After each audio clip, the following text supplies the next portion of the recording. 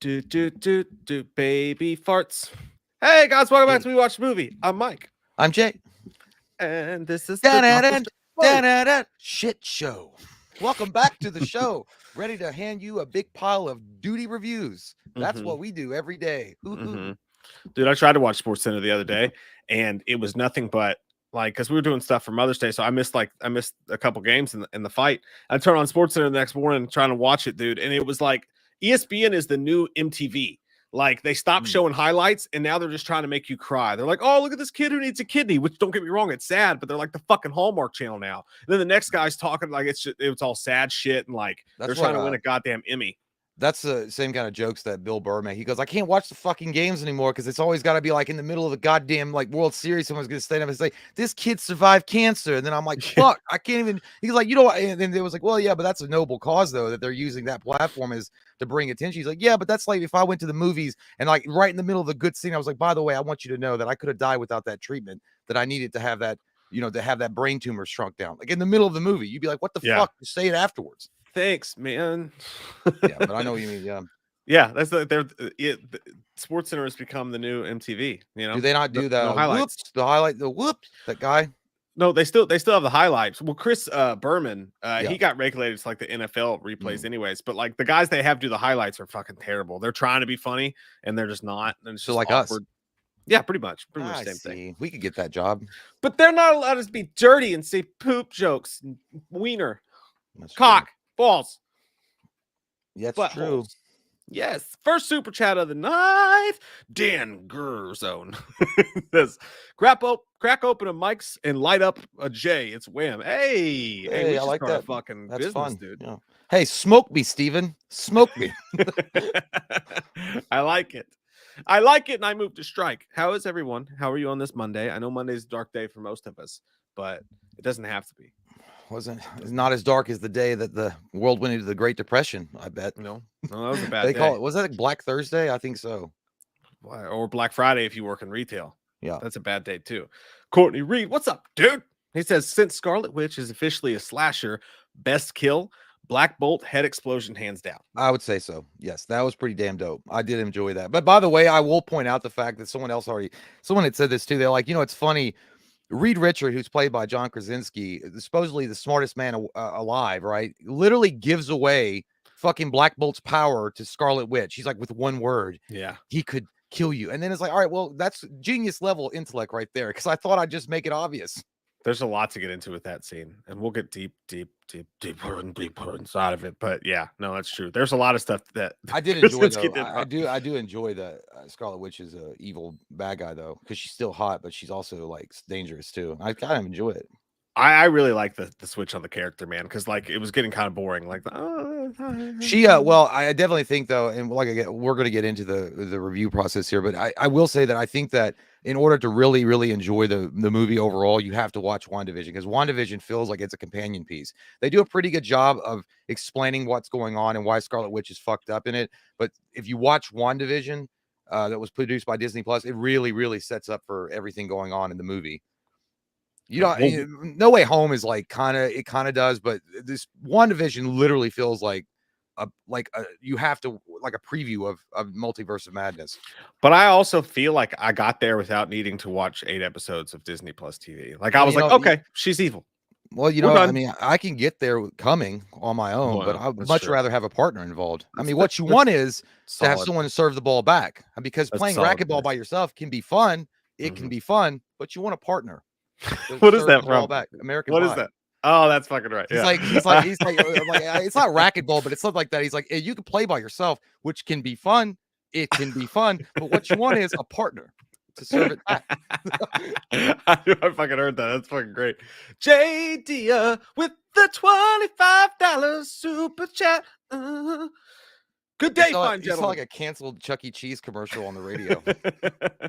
Oh, you know what I hate too? Speaking of Sports Center, whenever you're watching a game and those fucking corny ass ads come on, it's either that little girl, she's like, "You're a star and you're not a quitter and you can do it because I believe in." The kids that sitting there like, "God fucking damn it, are you all filming this? This is embarrassing." Or the commercial that's like, "I want to say thank you, give it all." Dude, I just like, it's what is that? fucking so cringe.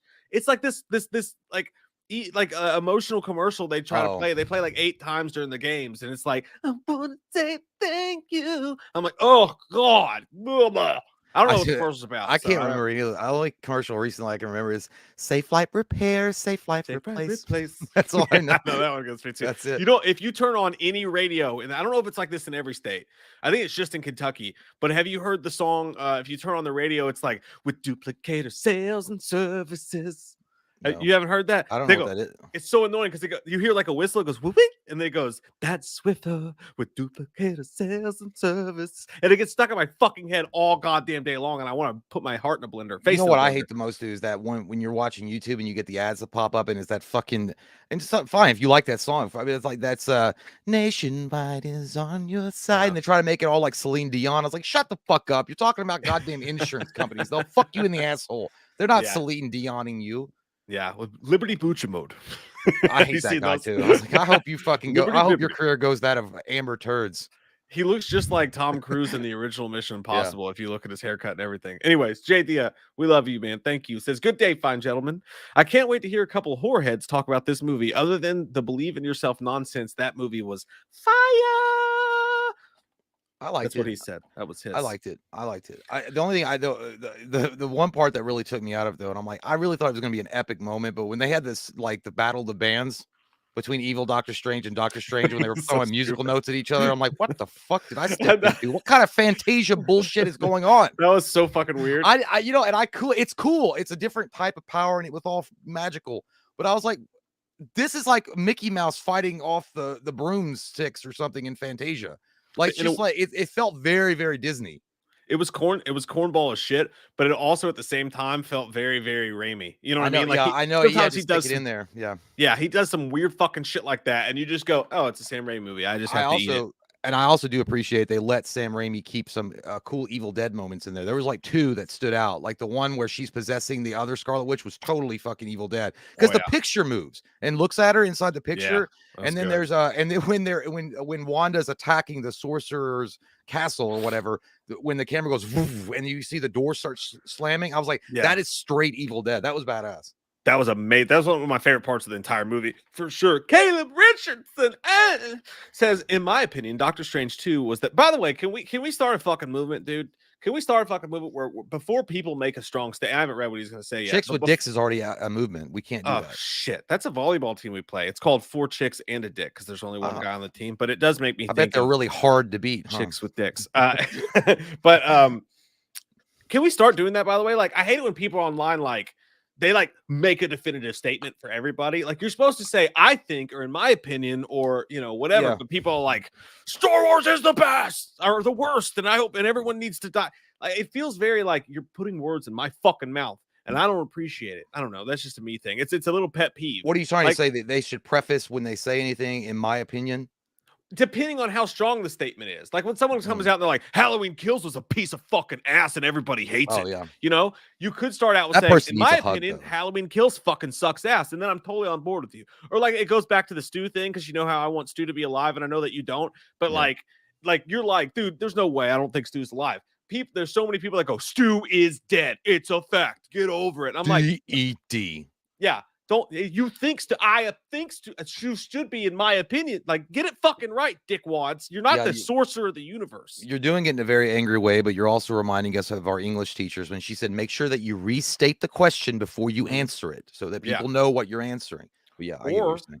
You know, what used to get on my nerves when I worked the drive-through is when someone would come by and they go, let me get, or I need, you know what I mean? Like something like, hey, I need a Whopper, or give me a Whopper, or I get, you know, I need a Whopper. Like, why don't you say it? Can I please have, you fucking piece of shit? Yeah, no one ever says please and thank you anymore. It always annoyed me too. And I worked at CVS because when people say I need my prescriptions, like it's like, well, I need a defibrillator because I smelled your breath, but I'm not saying that out loud. But yeah, I know it's it's one of those things. It is annoying when people are very self-sanctimonious and they feel like their opinion is the only opinion that matters. But you know what? They're called politicians, but we don't have to be like them. They have buttholes. Mm-hmm. I don't know what we all have buttholes though. We're not coneheads. They got stickier. We come from frets. Their buttholes are worse than ours. Caleb, anyways, in my opinion, he says, and thank you for putting that in front. Doctor Strange 2 is the best MCU film to date. I don't think I've come out of a movie with this content with the movie. Damn, that's strong words. In my opinion, you crazy, son. But no, but you know, hey, but you know what? Hey, if you liked it that much, that's awesome, man. I'll tell you what, there were some strong moments in this movie, and I did enjoy it for what it was. And I'll get into it. We'll both get into it a little bit, what we liked and what we disliked about it. But the main thing I will say about it, the one takeaway that I had about everything that happened generally, is that I enjoyed it. It felt like a fun ride, but it also felt like stuff was like rushed. Some of it just felt rushed. I don't know what it was. And it didn't feel as tight as other films would be. Like, it felt like, not that the narrative was all over the place, but it just felt more janky when it was trying to get to where it wanted to go. It just didn't feel as tight as I wanted it, you know. But you know, she's not a virgin. So. You're just saying it was loose. Sam Raimi fucked the shit out of that. That's for sure. That motherfucker, that vagina was a windy whistle. It had loose morals. I do get how this would be some people's favorite though, because it one of my favorite things about it, and like Jay said, we'll get into it in a little bit, but like one of my favorite things about it is how it finally it feels different from its brethren. You know what I mean? It stands on its own a little bit. Damn it, I love that. Tyler Rumfeld. Hey, Tyler. From the darkness says, "Evening, fellas. Professor X and his animated series theme in the background got me so hard. Yeah. And the hands to the head and the rings coming out. Whew. Yeah, I will. The Professor X reveal, Patrick Stewart coming back, but that was cool in of itself. But the animated, I'm like, did you hear that? Yeah, the yeah. background. And I was like, why would we? It made me nostalgic as fuck for watching the cartoons, but it also made me mad back, in Bryan Singer's days. Like, why wouldn't you just? Not that there was anything wrong with the X-Men theme that Bryan Singer came up with, but that theme, that that should have been always the X-Men thing. It was so cool. Yeah, but my wiener was so hard you could have thrown like horseshoes at it, and it was quiet. It was understated too. It was like kind of in the background. It was like a fucking piper. I think that was and I think that they classified their universe as 858, which is why Professor Xavier was actually in the animated series wheelchair, which is the floaty one. Mm-hmm. And so I was like, all right, so that one's the one where they've got like the actual like Wolverine in his yellow underwear, and Cyclops has got the cool ass blue uniform with the yellow underwear on the outside. Yeah, I was like, can we explore that mansion a little? All of it. I want to get inside of its whole, dude. Like, let me see that. Let me see that sexy rogue that's not underage. Let me see her. Yeah, I love the yellow wheelchair. That was cool. I can't really compare. I need to watch it again before I can really compare it to the other iterations of Professor X. I don't know if he was necessary to bring back, but to see him there was cool, and like to see him in that scene was cool, and like what they did with him was fucking pretty goddamn dope. You know what I mean? I think this makes Patrick Stewart the second longest running person that's like done the role, because Hugh Jackman had been Wolverine for like, was it 14 years or 15 years or something like that? I think Patrick Stewart is the one that's come back. He's the second now closest to Hugh Jackman for reprising the same role of the character. Maybe that's why I did it, just to fuck with Hugh Jackman. Yeah, maybe. Yeah. Well, I did so. Wolverine. Okay, what are you saying? Like Wolverine's at least the original 3 X-Men, the fourth one, which is the Origins one. Then he was in Logan. Then he was in I swear he was in one more. He popped up in First Class or 6. So I think him and prequel scene. Yeah, so maybe they are on this. I don't know, but yeah, that's cool. That's right. It was fucking dope, dude. Yeah, and we'll get more into that, of course. They call me Stamps, motherfucker. Get on that cock ride. He says, thanks, dude. He says, I'm glad they brought back that popular character from that show that everyone totally loves and remembers.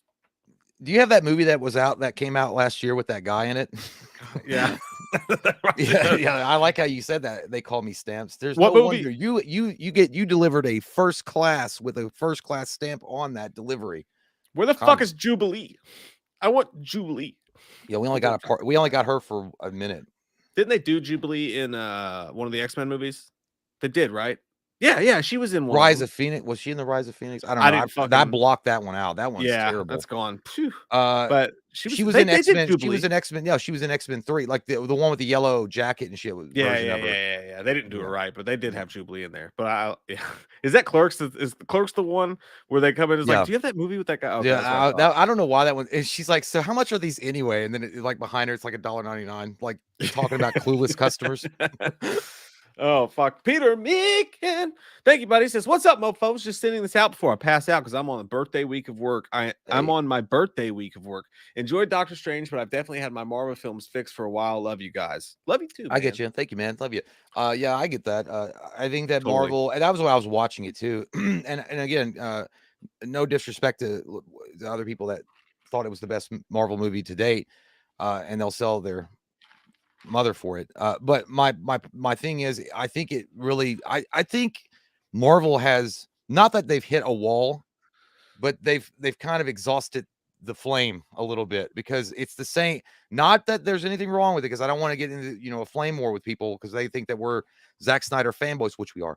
But not that DC versus Marvel or whatever. But I feel like Marvel has the same formula or formulaic stuff they use in every movie, and it's always Yeah. there. It's always there, and eventually, it just you're kind of like, yeah, I've seen this before. Doctor Strange in versus Madness was different, but it still had the anatomy of a standard Marvel movie. Like, I don't know. No, I agree. Like it was, and that was my least favorite part of the entire fucking movie is everything that was not horror and Sam Raimi fueled. Like Mhm. when they hit that fucking gas to the pedal, it Yeah, was awesome. And it was one of my favorite Marvel movies I've seen in a while. But the yeah. start of the movie, like getting into it, and then like sometimes they would revert back to it for a little bit. I'll be honest, man, the second act was necessary to wake me up. Like and again, even that's a formulaic Marvel thing because they started dropping the cameos and they started bringing in the stuff. But I'll be honest with you, the second Doctor Strange was walking down that pathway where he met with the Illuminati or whatever, Mhm. I was going, oh, I'm fucking bored right now. Well, they And then also well, the worst thing about what they ruined that with their trailer reveals. They should never have shown that. they ruined one of them, yeah. And then the other one we'll get to. That one actually shocked the shit out of me. But that perked me up, right? And then I go, okay. And then right after that, it was like fucking game on. You know what I mean? After Yeah, that is when they were like, by the way, Raimi, fucking tag, you're in, yeah. dude. And Raimi got to come in and whore it up and do the Raimi thing. Before that, though, the only thing that was very interesting to me, and by the way, I like the movie a lot. The only thing that was very interesting to me before that was Wanda Vision, was Scarlet Witch. You know what I mean? Yeah. Because like when everything goes black and she starts flying and she's looking all hot and fucking scary and shit, I was like, yeah, I Sexy. like Yeah. this. I like Well, this a yeah, lot. it's weird though. I feel like yeah, I feel like it reminds me of something like if Sam Raimi had had complete control, utter control of this movie, I think it would have been a really cool horror comedy. I think it could have really worked within the realm of what Sam Raimi wanted to do with the character and Mhm. actually go places where he was allowed to go. But because the studio was Disney and they have a certain formulaic approach to these movies and they have to keep it in a certain light for children, even though it's a little dark material, they have to keep it a certain way. He was held back. The reins were pulled in and said, down, Pumbaa. Mhm. But you imagine it reminds me of Edgar Wright with Ant-Man. What kind of movie would we have got with Ant-Man if Edgar Wright had been in complete Mhm. control and complete like in the saddle, if he had not been removed because of the differences creatively with Disney? And it's weird too. And by the way, Sam Raimi got way more of a leash than I expected him to. Yeah, This was far and away more of a Raimi film. So I have to give Marvel a fucking pat on the back. And I not a never do leash. You this. mean like he got more line on the leash? Yeah, that's what I'm saying. Like, yeah, they Yeah, gave him more leash. They yeah. gave more They of a gave more. leash Yeah, to him. Yeah. But I just think that I was shocked at how Raimi the film was and how horror fueled it was. But yeah. you're right. Had he just done the movie, and that's what I said. Like when you watch that movie, it's still great, and I still enjoyed it because it's the same Raimi flick, and that's so cool.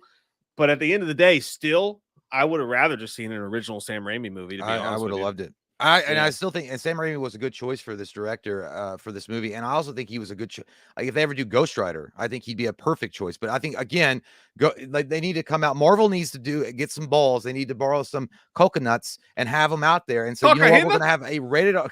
We're gonna have a rated R version of our universe, like DC was gonna do DC Black, but have like a Marvel, like like a darker Marvel, and let them do their own thing and have like a Ghost Rider, the Blades, the Spirit of Vengeance guys, and then you could have your a different type of Marvel movie over Oh, there I where want these to taste directors it. get to have their playground fulfilled I for. want to. It would be great. I so But badly want to dip my tip inside of that. yeah, You I know, know. I Dip just want. dip your candle wick in Oh, there.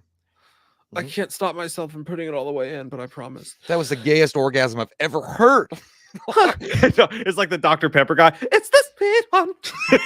That's how you come. When I say gay, I mean gay.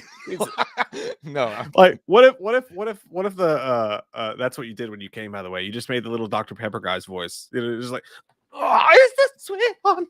You know, that's what I want to do. Better than mine. When I come, I go berries and cream, berries and cream. I'm a little lad who likes berries and cream. Oh fuck! Hey, Justin Hayes with the bag drop, dude. Thank you so fucking much for that. Really appreciate it, man. Thank you, Justin. Thank you. That's very sweet of you. Says first time in a live stream, and you bring this. You come to us with these shillings. I wish he had said first time and last time. Fuck y'all. First time in a live stream, and he broke the fucking world record. That's from Bloodsport, guys. Can't stay, but I'll catch it tomorrow at work. Recently found your videos, and I can't stop. Can I get a Dr. Loomis shout out before I jump off? Yes, you can. Justin, maybe you should take that money and invest in careerbuilder.com. Find a better job, because obviously it's not paying you enough if you've got free time to support two assholes on the internet. But thank you for your money. I'll take it and put it on a stripper. Thank you. Have a good one. Justin Hayes lays by the bay, drinks during the day. Hey, he might be gay. Whatever. Say. Thanks, Justin. Oh, thanks, fuck. Man. Inky the alien. Thank you. Oh, wait. Time out before you. What? You're saying Inky the alien. I forgot about this. So you're gay? Yes. Obviously, I've said it twice. I was so hoping happy about it. But no. Now we can fuck. Aliens was trending on Google for whatever reason. I know that there's like algorithms and stuff. Like these companies can make certain things trend. I don't know how they do it. I wish we could get our fucking names trending, but you know, there's a way they can do it. But anyway, I clicked on it and I'm like, and it showed the, you know, the Sigourney Weaver classic. And I was like, but why is it trending? So I was scrolling through. It's like, watch, you know, it was like, watch this on this or that. So I clicked on news, and what was actually trending was that a former chief scientist for NASA said that humans will come in contact with alien species in a handful of years. That's why it was trending, because it was talking about, there was articles written about this former chief scientist for NASA saying that in a handful of years, or at least in his lifetime, and he has been the chief scientist at NASA for 40 years, that we will come in contact with alien species in a handful of years. So that's why it was pretty cool. And I only said that because Inky the alien was on here. So, well, all I heard you say just now was that we're going to come on aliens. We're going to come on their antennas, and we're all going to get butt probed together. Yeah. I want to come on some aliens. And then Tom Cruise is going to show up out of nowhere. It's like, give him a cold. That's the only way we could stop the pods. Give him a cold. You know, if an alien, like I picture aliens, they don't talk, but they just, if you came on them, they would go. They'd probably die with all that salt. They don't want come on them. Yeah, like I don't produce a lot of sperm. Just a normal amount. You know, the thing is, it's pretty neat though. You know, and you know, the James Webb Telescope being out there, and then we can see in detail other planets. I mean, it's going to do. So, I don't know. He might be saying the truth. I'm very interested in aliens. So let me rewire my mind for a second, get away from that. But like he said that he thinks within our lifetimes we'll come in contact with aliens. He said in the next handful of years that human civilization will definitely come in contact with an alien species. I didn't know if he meant intelligent or if he meant like I mean, it would be cool. I mean, I'm not saying it's not the same, but if you saw some fucking fungi that was like alive from another planet, that's crazy. Just don't bring it here because we might become zombies and eat each other's dicks off. But it'd still be cool if you saw a fungi. Because here's the thing about it. And it was actually strange. He's like, we've also discovered in our own galaxy, there's more planets in our own galaxy than there are stars. And a lot of those planets are in the Goldilocks zone, meaning that they have plenty of food, sunlight, and well, not food, but at least it's in the Goldilocks zone, meaning it's got the potential for life, meaning it's in the right situation to get the amount of sun that it needs and water. So, and then the James Webb Telescope is up there so they can zoom in on these fucking planets in like goddamn 4K, 8K, 12K, 16K, suck my dick K. And you'll be able to see an alien's home where they're butt fucking. That's a whole nother DVD I'm gonna have to buy. Funny if it was like you zoomed in on an alien's home on a far distant planet, and the first image you got was like through a peephole in their window, and like it's like alien fucking their other alien partner, and you're like, wow. They do it like awesome. Us. They do it like they do on the Discovery Channel. Get holy now. Yeah, that's the song. I appreciate your input. But Yeah, that's amazing. But it's That was amazing cool. the same way tornadoes are to me. Like, I am fucking fascinated by tornadoes. I love them. I love to watch them come from the sky, Yeah. not on people though. And I'm also completely fucking debilitatingly frightened by them. I'm so fucking scared of aliens, but I also like I want to die and then like come. If I die, like all I want is to be able. Can I just like look down and like check in just when the aliens come? Because I Yeah. really want to know what the fuck that looks like. You know what I mean? Like I want to Mhm. see it. I just don't want to be in danger. Yeah, everyone's frightened of aliens in some way or another. Everyone's got a phobia because no one wants their butt explored without their permission. I mean, just ask Andy Dufresne from the Shawshank Redemption. Speak for His yourself, sisters buddy. fucked his asshole. He fought him off a few times, but old Andy Dufresne got the old tailpipe cleaning from a couple of sausages a Morgan couple of Freeman times. might be an So alien. yeah, but yeah, I always I think we'll meet him one day or we'll have a contact with the bad. I just hope it's not a Independence Day situation I because hope we they're ain't ready. nice. We ain't ready. Yeah. They'll be like, fucking aliens come By the down. way, Be like, Halloween Kills sucked, dudes. We're gonna beam you into fucking Death Town now. You By the fucking way, this is assholes. I know we're on a tangent, but I just have to say that this is the funniest shit, dude. I swear to God, I was laughing. And again, this is not about who we voted for. It's not. I'm not. It's just funny because it's just the situation is it's very like an SNL skit. So the former defense secretary, I don't remember his name, but he was under Donald Trump. He's the one that said he's writing a book about the crazy antics or the craziness that happened behind the scenes with Donald Trump. And one of the things he said, and I just thought it was funny.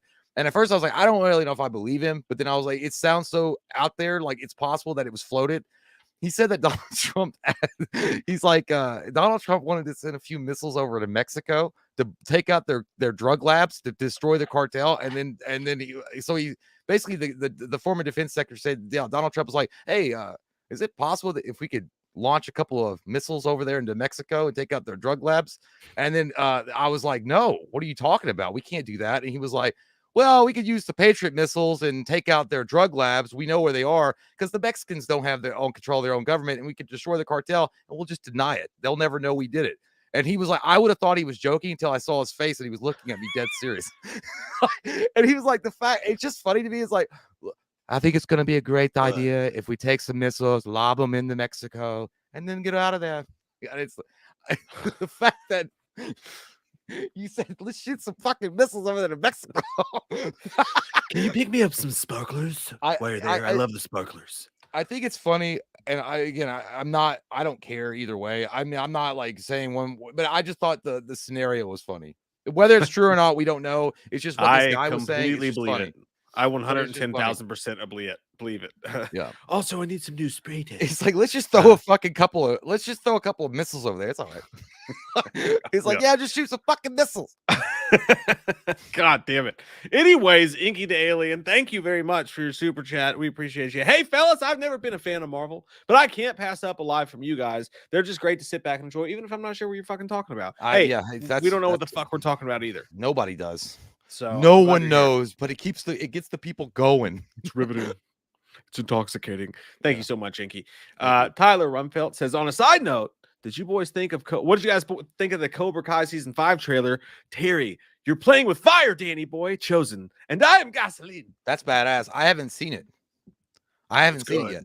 It's a good trailer. Yeah. So yeah, but that line alone, it makes the wiener hard. So I'm definitely gonna check that out. You should watch it, dude, because I clicked on it thinking there was going to be no new footage because it's so far away. I think they said September, by the way.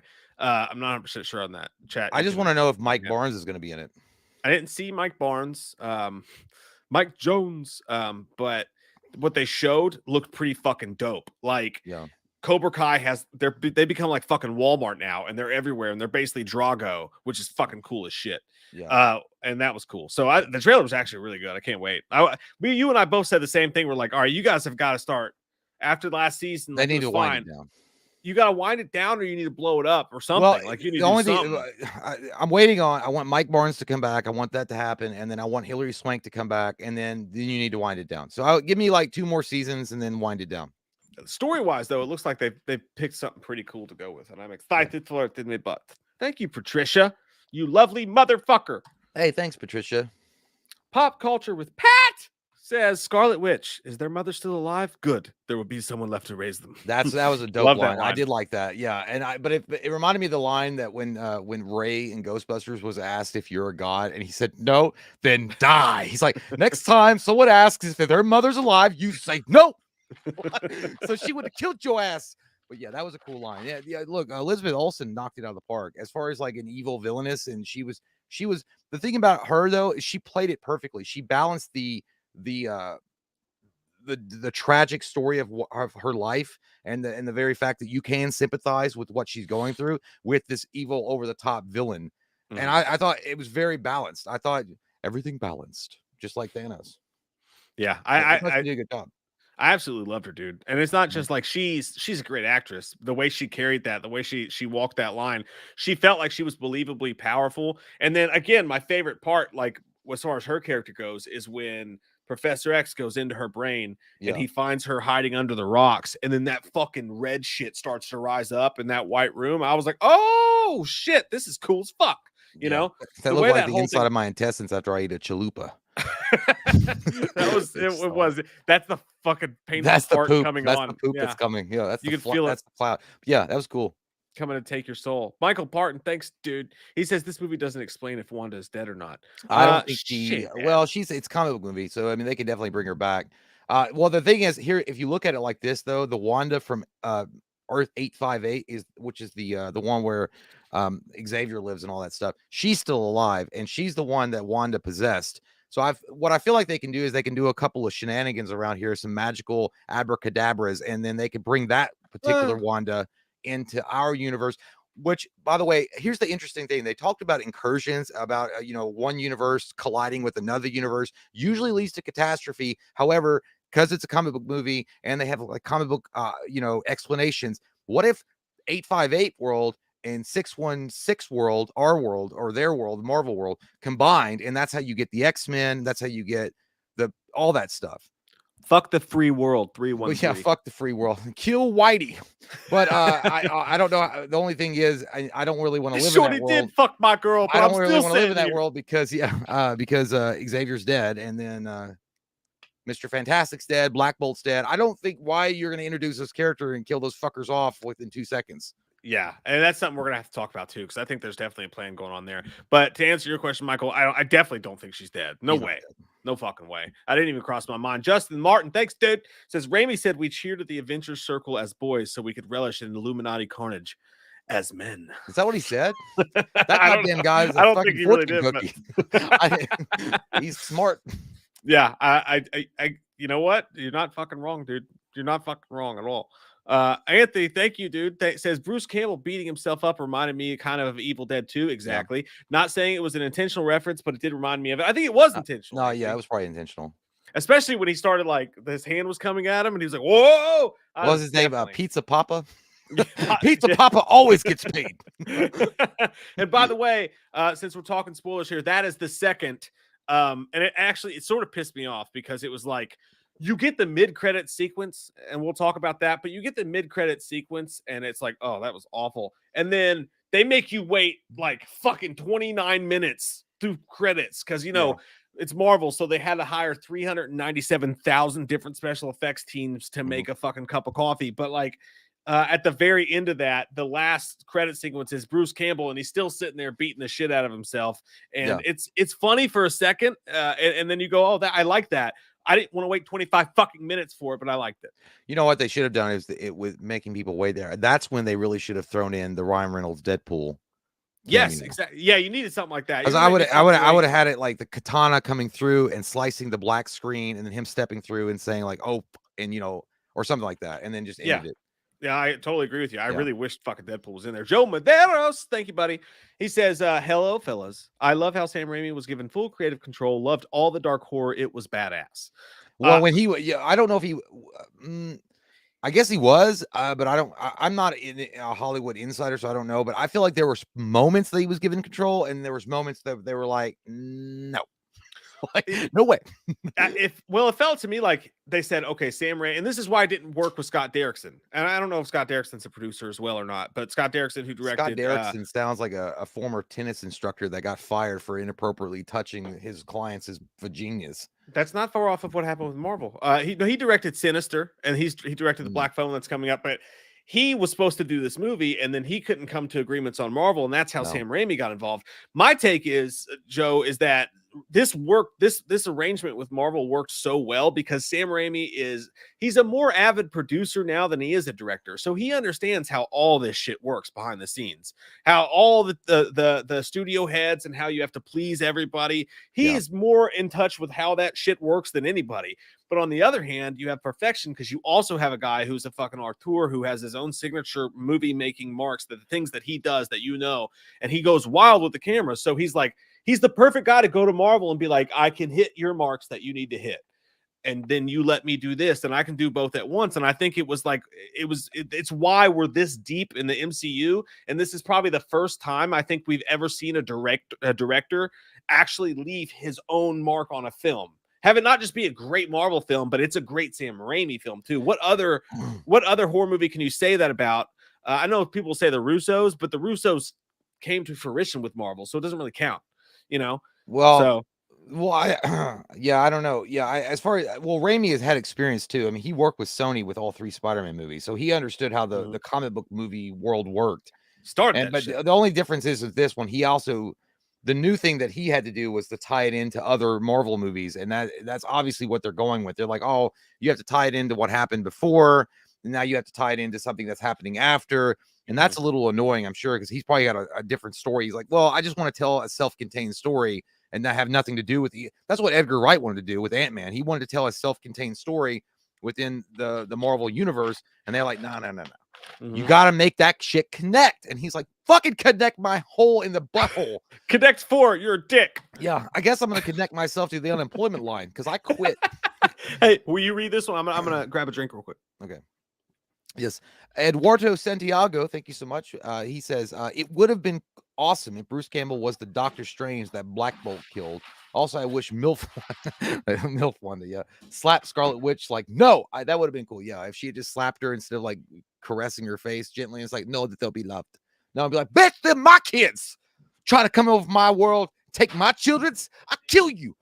That would have been decent, and I would have been like, that was justifiable if she'd been like that. But yeah, I think that Bruce Campbell as an alternate Doctor Strange, that Black Bolt killed, I would have been down for it. I mean, of course, it's not going to be Benedict Cumber sexy, but yeah, I mean, who's to say they have to look exactly like, look at that small wiener. Can't even fit it on the camera. It's too small, really. You need a microscope. But no, but if you have Bruce Campbell playing a Doctor Strange, I'm fine with that. I think it would have been fun. But because you would have died anyway. I mean, yeah, but because I always feel like in alternate universes, you're not always going to have the same, like, what was the alternate? I've been reading some of the DC multiverse or whatever. And like, there's worlds where they're all female, like it's all gender flip. So all the superheroes that are men, like Superman, Batman, Flash, they're all women. So you could have done whatever. I mean, and I feel like that'd been fun if they had done that, but whatever. Dude, I didn't read that before I responded, but I just read what you said. That's a way fucking cooler cameo. Like the Bruce Campbell thing was fun. I just don't think they want him to upstage everybody. Yeah, maybe. But yeah, that's a genius fucking idea, Eduardo. Like if they went to another world and Bruce Campbell was Doctor Strange, that would have been fucking dope as shit, man. Fuck. Michael Parton, thank you. Says, I do appreciate the horror elements that Raimi used in the MCU. This makes me look forward to Blade even more. Now, check your shoes at the door, Michael, because I don't think that's going to be very good. Blade R-rated is a different kind of R-rated than like it's very easy to make good PG-13 horror. Insidious, The Ring, you know what I mean? Yeah. Movies you didn't think were PG-13, but to do Blade that's supposed to be violent and dark and grotesque, I don't think Blade's going to be able to pull off with a PG-13 what Doctor Strange was able to. Well, it goes back to look what Marvel did with the 1998 iteration with Wesley Snipes in the lead with Blade was classic as fuck. It was so good. It was so well done. It was amazing. And it actually doesn't get the credit that it deserves. I think people forget about that movie a lot. And Blade 2 was really good. The follow-up sequel was actually really, really well done.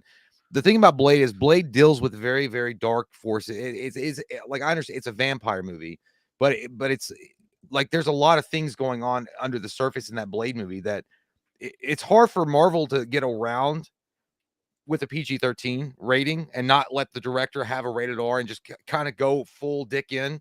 Just like Ghost Rider. Ghost Rider is one of those films too.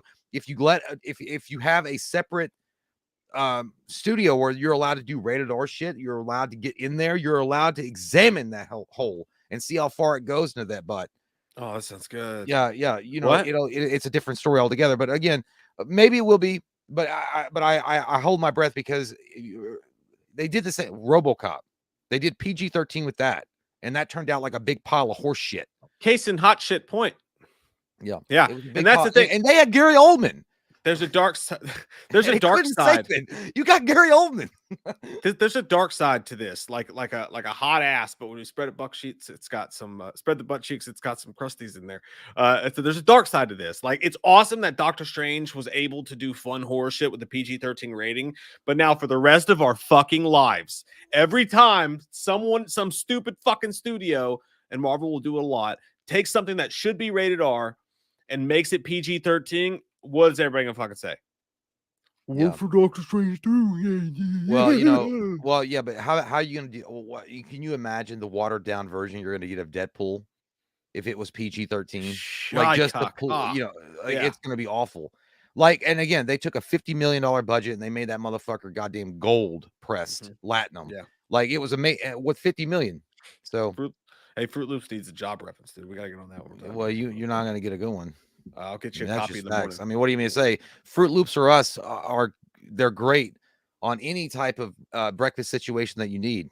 Skim milk, whole milk, half milk, whatever. It's good. Fruit Loops or us is there for you in the morning. If you were just going to do the cereal, it would be very good. Yeah, like, let me get that fax number and we'll send it right over. Let me know when you hear you remember how that used to go? Yeah.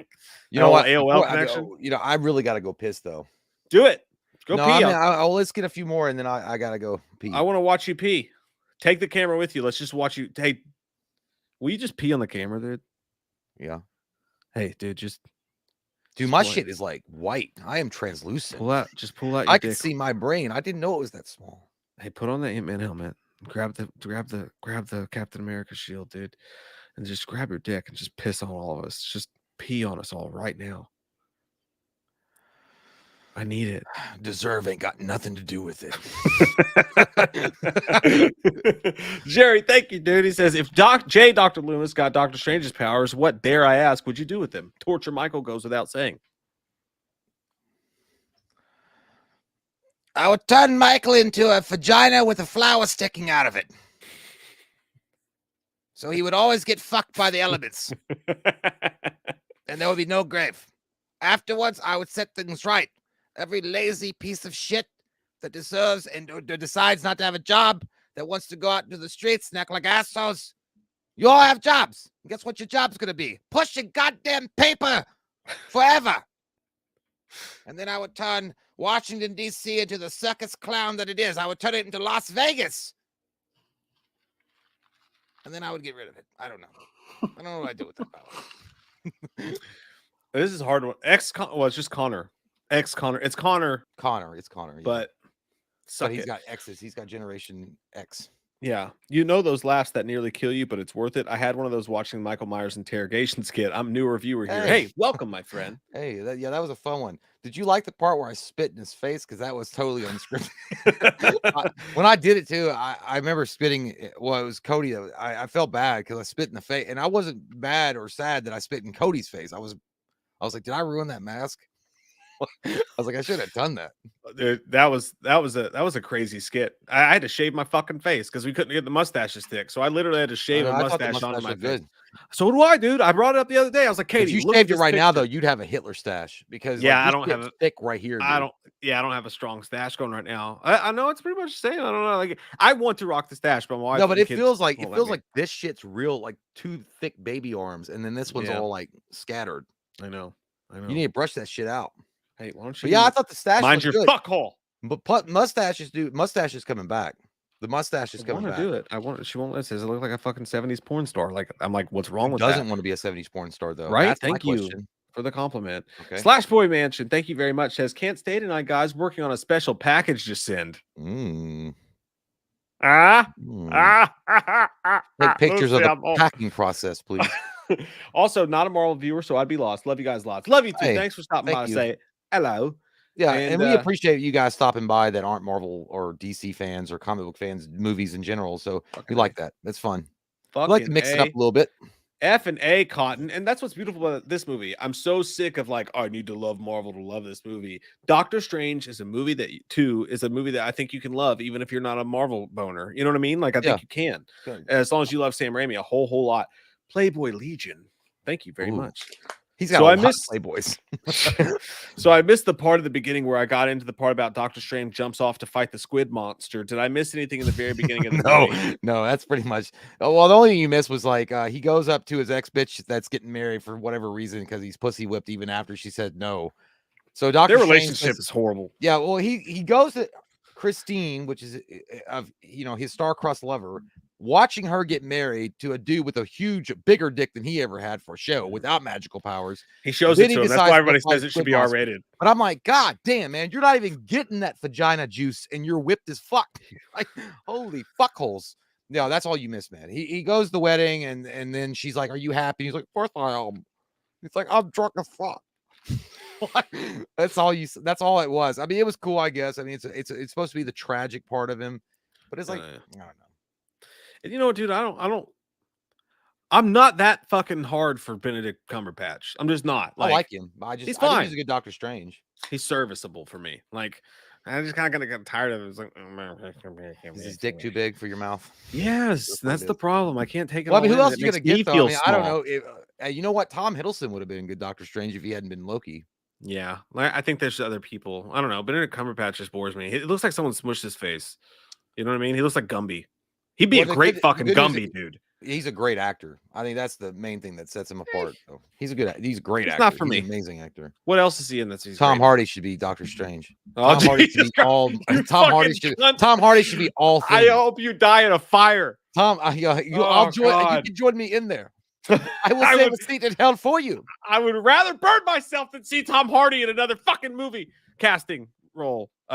Michael says, thank you, Michael. I'm not saying Blade will be as good as 1998. I don't know if Deadpool 3 will be good, despite Marvel saying it'll be R-rated. No, you're right. I get what you're saying. I'm just saying, like, to me, we're not busting your balls here, Tony. Yeah, to me, Doctor Strange 2 being good as PG-13 is a light year away from what they're going to need to do to make a Blade PG-13 good. You know what I mean? Michael is an optimist, so you got to respect it. I respect it. Maybe it will be. Maybe it will be. I just think it's really going to be hard. What's going to be really interesting to see is how they handle Deadpool. If they handle Deadpool in a decent way and in a credible way, then I'll have more hope for something like Blade. But Deadpool has to be rated R. But if they're not, I also think that I personally think that Blade has to be rated R to tell the story that needs to be told with Blade. I agree with you. And the same with Ghost Rider. Let's knock this out of the park right now. Like, there's a whole fucking group of people, like, fucking sitting in a Chick-fil-A goddamn drive-thru right now, tweeting on their goddamn phones, fucking angry that this movie didn't get an R rating. Have you fucking watched movies in your life? Have you ever seen fucking films? That is not an R-rated fucking movie. Which one? They said Doctor Strange 2 should have been R-rated. There's a bunch of people pissed off. They're like, it's too triggering with the violence. I'm like, fucking eat my asshole out with this. It should have been rated R because it was they're too angry. Triggering. They're angry they gave it a PG-13. They said it should be R because it was too dark and scary for Marvel. Well, for those people, I'm sorry that you fell off your pogo stuck and went up your butthole and it made you like scared of life, but not everyone thinks that you do. So it's okay. Stay in Chick-fil-A and text on your phones. Go tweet. Go tweet. You little bunch of bitches. Go tweet. It was so triggering. I couldn't watch it. It's a fucking cartoon, dude. Fucking pussy. Like you fat flappy pussy in the wind. Holy shit. If you're concerned about taking your kids to a movie and they're under the age of 13, guess what? Newsflash, it's PG fucking 13. That means anybody over the age of 13, you fucking Sounds like the same Turd. people that were pissed off that Deadpool was not PG. Remember that lady that wrote that Oh yeah. op-ed or whatever, and she's like, "I want to take my son," and I couldn't believe it. It was rated R. Have you read a Deadpool comic book, you stupid fuck? Of course You're the kind of fucking idiot that would buy Grand Theft Auto 5, where they literally fucking get a blowjob in the middle of the parking lot in a video game for your 12-year-old son, and be like, "I just thought it was a video game. I didn't know what he was doing." They put sex in games. Stupid. That's what was craziest that got. I swear to God, dude, if I were interviewing someone, then they were like screaming like that, I'd just be like, "You're stupid." I can't. There's a whole discussion about it. Like people are seriously discussing. Was it too dark for a PG-13 rating? Yeah, Like, well, no. what fucking bubble do you all live in? Like I get on the internet for 5 minutes. I already know more about cock and balls than I learned without it until I was 14. You know what I mean? Like, come the fuck on, wake up. Well, these are the same ones that have allowed this. You know what? It doesn't matter. I'm not going to get into that. But yes, let's talk. Yeah, it's fucking fine. But yeah, Eduardo, he says a PG-13 Deadpool would sort of work if Deadpool is frustrated throughout the entire movie. It just straight up annoyed at everything. You know, you're the only. That could work. I fucking hate you, Eduardo, for even bringing up that it could ever work. That would make sense because he breaks the fourth wall. But your idea is the best idea that they could possibly have for that. But no, you know what would be funny is if Deadpool understood every time he tried to say fuck or shit or cunt and there was a bleep, he'd be like, "What the fuck? Fuck shit," and they like made fun of the bleep. He's like, "Who's fucking bleeping me?" It would be funny for a second, but then you'd be like, "Hey, imagine if we got an actual R-rated Deadpool movie and he was made as he was meant to be." No, Eduardo's got a great idea, but at the same but I feel like it's too risky for the studio because the studio is going to get a lot of backlash from fans that want to see Deadpool in his natural environment, natural, and they want to see a rated R. First off, and also Ryan Reynolds was fighting tooth and nail to keep it rated R. Like he knew that character has to stay in that realm of naughty by nature comedy. He can't he's not going to go into a situation. And by the way, if they decide, well, we can do it without Ryan Reynolds, you're fucking stupid. You've just ruined yourself. That's like saying like Robert Englund, like remember after Freddy Krueger 1 when they tried to hire this they were going to hire a different actor to play Freddy Krueger to like a stunt guy to play Freddy Krueger, and it was awful. That's the same thing if they try to replace Ryan Reynolds.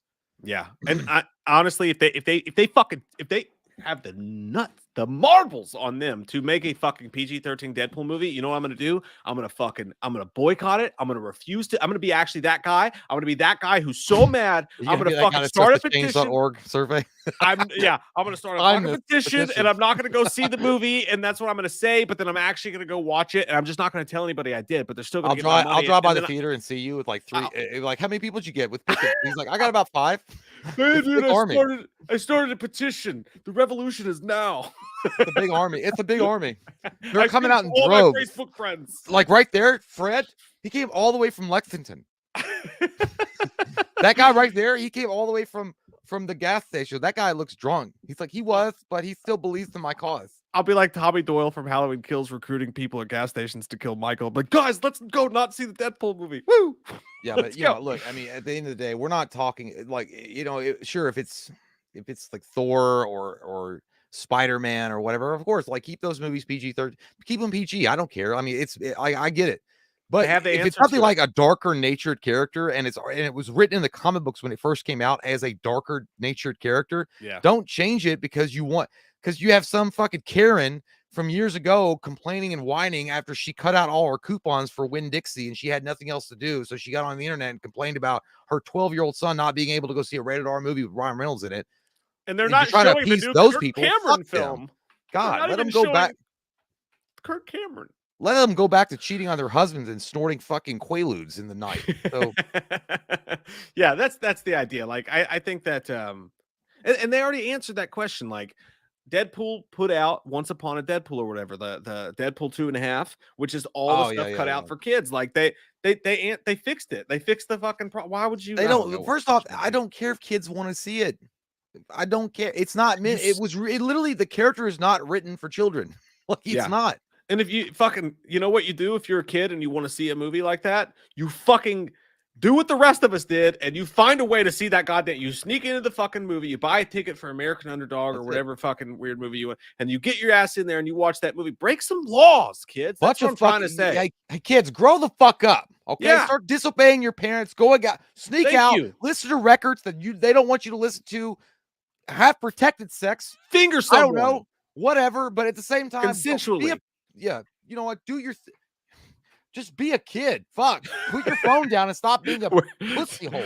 Yeah, where kids could be kids. Go figure someone. Yeah. Yeah, there you go. Yeah, go figure someone at fucking the Scream 6 premiere. Figure someone in a Dairy Queen parking lot. Oh. Anthony, thank you so much, dude. Really appreciate it. It's Kevin Feige said. Everybody gets mad at me because I said Feige, or I didn't say Feige. I don't know. So I'm just gonna say Kevin Feige. I Fuck don't me. know. Said that Deadpool 3 will be rated R, so you don't have to worry about that. But I don't think they'll be foolish enough to make Blade PG-13 because they know how popular the original R-rated Blade is. I think they already did that though. They I thought they announced already it, said that Anthony. they were going to be PG-13. Yeah, they did, Anthony. They already said it, man. It fucking sucks, dude. I know. I Yeah. know. I didn't think they'd have the nutsack to do You'll that. come to me with this news that was already presented before with hopes of something not. I cut your dick off now. No, but yeah, I wish it was. Well, you know, Kevin Feige is the guy. Like he's basically the KFC colonel. You know, in the Matrix, the one in the white suit for Marvel. So he runs shit, but at the same time, he can be overridden with a virus. So even I'm not saying that he's not telling the truth when he says Deadpool 3 will be rated R. I think he's telling the truth, but who knows what can happen with Disney. And also, you know, Ryan Reynolds already said he won't come back. If they fuck him on that, he will not come back for a Deadpool that's rated PG-13. He just won't do it. As far as Blade being, dude, they, like I said, I mean, they could reverse that position, but I just don't think they're going to do that. Smack it up, flip it, and reverse it. Like, I think they've already announced it, so. Yeah, and they're Marvel, dude. They're going to go to somebody, and they're going to be like, hey, you want to be in a fucking Marvel movie? They'll be like, yeah, I don't give a fuck. You can smack me with the dick. I'll sleep with you. Smack my bitch up. Smack my dick. If somebody says, you want to be a Marvel movie? Yeah, it's a lot of money. Yeah, Kevin Feige could go up and literally, you know, well, I'm not going to say that all sound. Everything going through my mind's really disgusting right now, but they're Marvel, dude. Why do you think every 5 fucking minutes you go to movienews.com, fucking blank says they would love to star in a Marvel movie. Blank says they would love to be in a Marvel. Like it's over and over and over again because it makes their fucking big careers, money, man. Big money. It's not only a role; it's a recurring role. It's like fucking acting tenure. There's you know only what I mean? You know what's really interesting. And if you guys think about this, there's only been a few actors that really cared about those characters. You know, they weren't just doing it for a paycheck. Like, you know, what Mike's talking about is like anybody and everybody. Anybody or ever? No, yeah, she did. She loved shitting in people's beds that weren't Johnny Depp. But she was like, "I'll spread it out. I'll spread that joy.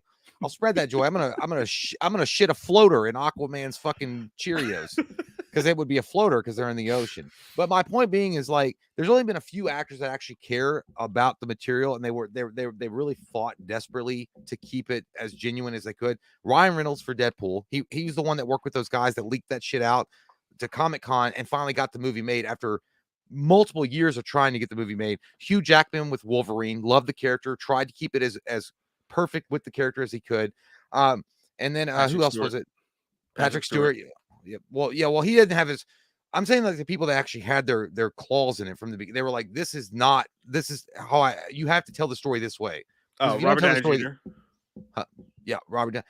But then there's actors that just like, I'll do this for a part. I mean, I don't care. I don't really read the comic books because it's for nerds and they're fat, they're ugly, and they have freckles. I don't care.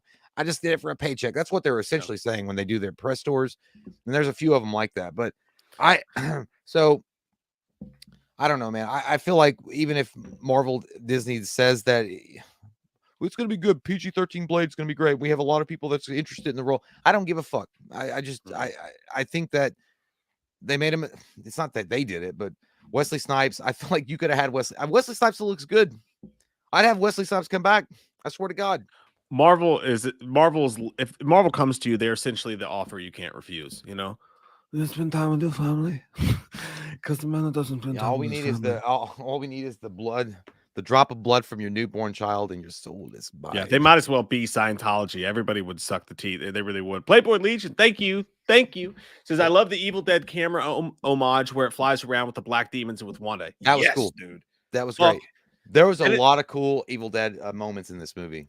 And I wouldn't even say that. Like, I would just say Sam Raimi-isms. Like, if you go back and you look at Sam Raimi's movies, at least with horror, like if you watch Drag Me to Hell, dude, that is like, there are so many things that's like, this is a Sam Raimi film. I mean, the trademarks are there, the fucking the crazy zoom ups, like you're talking about, the fucking over the top gross out gags that they're both scary and frightening, because it's like he really like makes the sky fall. Like he's like, Yeah. I'm just gonna throw fucking everything at you, but it's like with a sense of humor, so it's not overbait. It's not like that scene in Hereditary, but it's like fucking horror fireworks. I don't know how he does it, but he does it. That scene in Drag Me to Hell where that fucking goat's like screaming and like everything's going wild, and you're like, this is dumb as fuck. It's stupid as fuck. But I'm having a good time because I'm actually being surprised. I actually don't know what to expect. And Yeah. that's what he did with this, especially the music scene. You know, the notes are like, what the fuck? I don't care. Well, that was You know? dumb, but the specifics I was talking about, there is literally an Evil Dead when he was doing that, when she was walking, when she was Right. trying to possess the other Wanda. That's literally ripped from Evil Dead 2. Mhm. When the camera is in first person and it kind of goes around the stairwell and then it possesses her. That is Evil Dead 2. Yeah, 100%. but he's done that in several of his movies, though. But I mean, I've never seen it in a Marvel movie, and that's why she said, "I love not. the Evil Dead camera homage," which there is definitely multiple in this. Yeah. I do, and that's the fun part, is that Sam Raimi knew how to sneak that shit in there and do a great job with it. And it, you know, and I just it really sucks, dude, because you really want to know what Sam Raimi would have done if he had complete creative control with Doctor Strange. If there was no Disney Marvel thing over his shoulder. It would have been even better. There's no doubt about that. No, it would have been, yeah, it would have been probably, it would have ranked up there like with Blade or something. It would have been like a dark, super cool, different type of movie that can't really be compared with all the other shit that's coming out of the MCU. Yeah, but they sprinkled it in enough. Like it felt like you gotta watch, gets through some formulaic stuff, right? But you get you get to the Raimi stuff, and you're like, oh, now I'm in heaven right now. This is great. Yeah. It's Sam Raimi with a Marvel budget. Holy shit, this is awesome. You want to take tinkle? Yeah, I'm gonna go pee now. I'll be back though. Take toilet tinkle, my friend, and relieve yourself of these duties of the bladder. Hey, you want me to suck it out of you? That was a yes. Totally gonna do that later. Can't wait. Jaeger Bomb, thank you so much, my friend. Sorry I'm late. I just got here. Should Doctor Strange 2 have been called Scarlet Witch since it was her story? I mean, if you look at the running time, I think this is still a Benedict Cumberbatch story. You know what I mean? Like, I still think that it was a Doctor Strange story more than anything else. But I just think she stole the show a little bit, you know? And how could you blame her when she's fucking floating around or like just haunting the shit out of people, living in their picture frames? That shit was so cool, by the way. And when they went in that tunnel and she got all fucking like this and shit and like turned kind of black, how cool was that? I think another thing that I think about is how cool was that sequence when the scene flips around, and it felt like a weird mix between the twist moment of an M. Night Shyamalan film and Sam Raimi's Spider-Man 2, when that fucking frame, like fire frame, goes up around her and that like boom, boom, boom, boom, shit's playing, and they're kind of explaining what happened with her, what's going on. So witchcrafty and so fucked up. I loved it. Like, I loved it. It's that weird kind of, that's fucking movies, man. You're doing something I haven't seen before. It's kind of maybe a little bit corny, but it's fucking intriguing as shit. And it's not the typical thing I get in a Marvel Universe film. And that's, I thought that her storyline was great. And Elizabeth Olsen could act the fucking, she could act the panties off a hose hound. I don't know what that means, but I'm just saying she's an amazing actress. And her scenes she stole them, she was just so great in them. But I'd say that it was probably more of a Doctor Strange movie either way. But yeah, she fucking ruled in it, dude. She ruled. I don't know where I was going with that, but she ruled it. Dan Grzon says, anyone else notice Mike always saying thirst? Anyone else notice Mike always saying 13th instead of 13th? Always makes me chuckle. Not bashing you, but just poking fun. No, it's okay. You're teaching me something about myself I didn't know, Dan. 13th.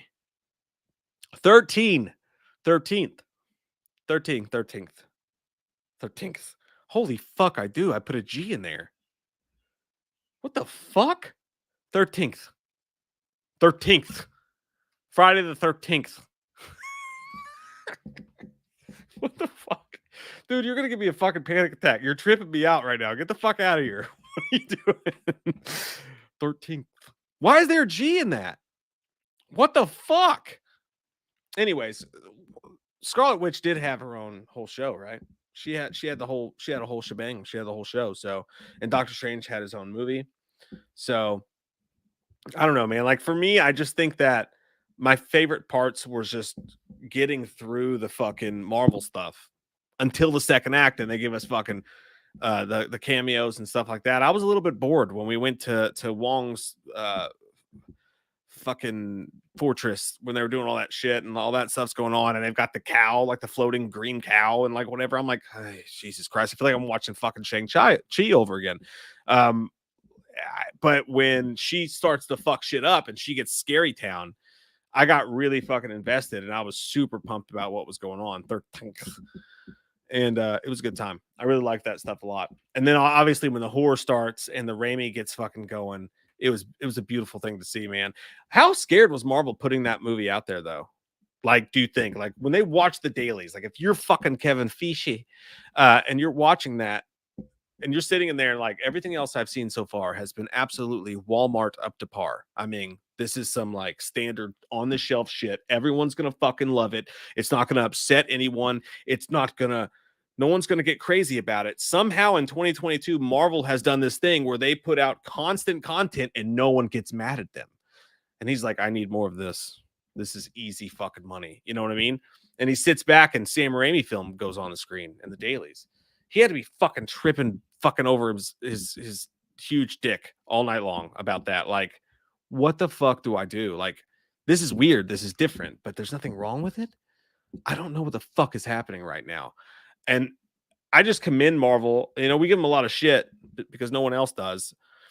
We give them a lot of shit for not taking risks and going out and taking their chance on things. And they always seem to put out this Walmart version of movies that it's widely accepted by everyone. And you can't blame them for it. It fucking works. And everybody eats it up. The masses eat it up. And they make billions and billions of dollars for the Mickey House. But you got to give them credit for watching that imperfect, kind of fucked up, kind of weird, a little scary, you know, thing take place. It's like when a divorced wife who's had a very religious husband, has only had missionary sex her entire life, decides to get some strange off of Tinder one night, and some Cuban guy named Pete puts a pinky in her butt. She's like, I don't feel right about this, but I'm going to try it. And she ended up having a great time that night. Her and Pete did, and good for both of them. Because when they break up, because he cheats on her, she's going to go back to her husband, and she's going to be like, put a pinky in my butt. And then their marriage is going to be saved. That's the survival of any good marriage right there. A pinky's got to go in the butt. You got to put a finger in someone's. One in the stink. Thank you. That's how it worked. That's how it worked, though. That's the story of, put that on a Rotten Tomatoes blurb. Pete finally got to put a finger in Rachel's butt. And the Marvel Universe was saved. Who did? Cuban Pete. They call me Cuban. Who? I don't know who Cuban Pete is. I don't know. It's too hard to explain at this point. Just know that there was a woman out there who had only had missionary sex for a very long time, and then she finally got to have sex with a. She's called my ex-wife and my current. But he put a pinky in her butt, and then she went back to her husband, and then now they have great sex all the time. She just needed to know that there was something else out there. I see. Yeah, I just do the classics. Dude, I do the classic rock. Vanessa. Damn, Vanessa. Vanessa needs at least 3 fingers in her ass. You don't even feel the pinky. It just feels like, is there anything in there? Seriously, I'm waiting. You put your thumb in there along with a forefinger. Do you have a water hose you could bring out? Turn it on, by the way, once it's deep inside of me. Just do something else. It's not working. Do you have a pair of Crocs? Both the shoes? I love you, Vanessa. I'll be right back. I gotta go pee. All right. Okay.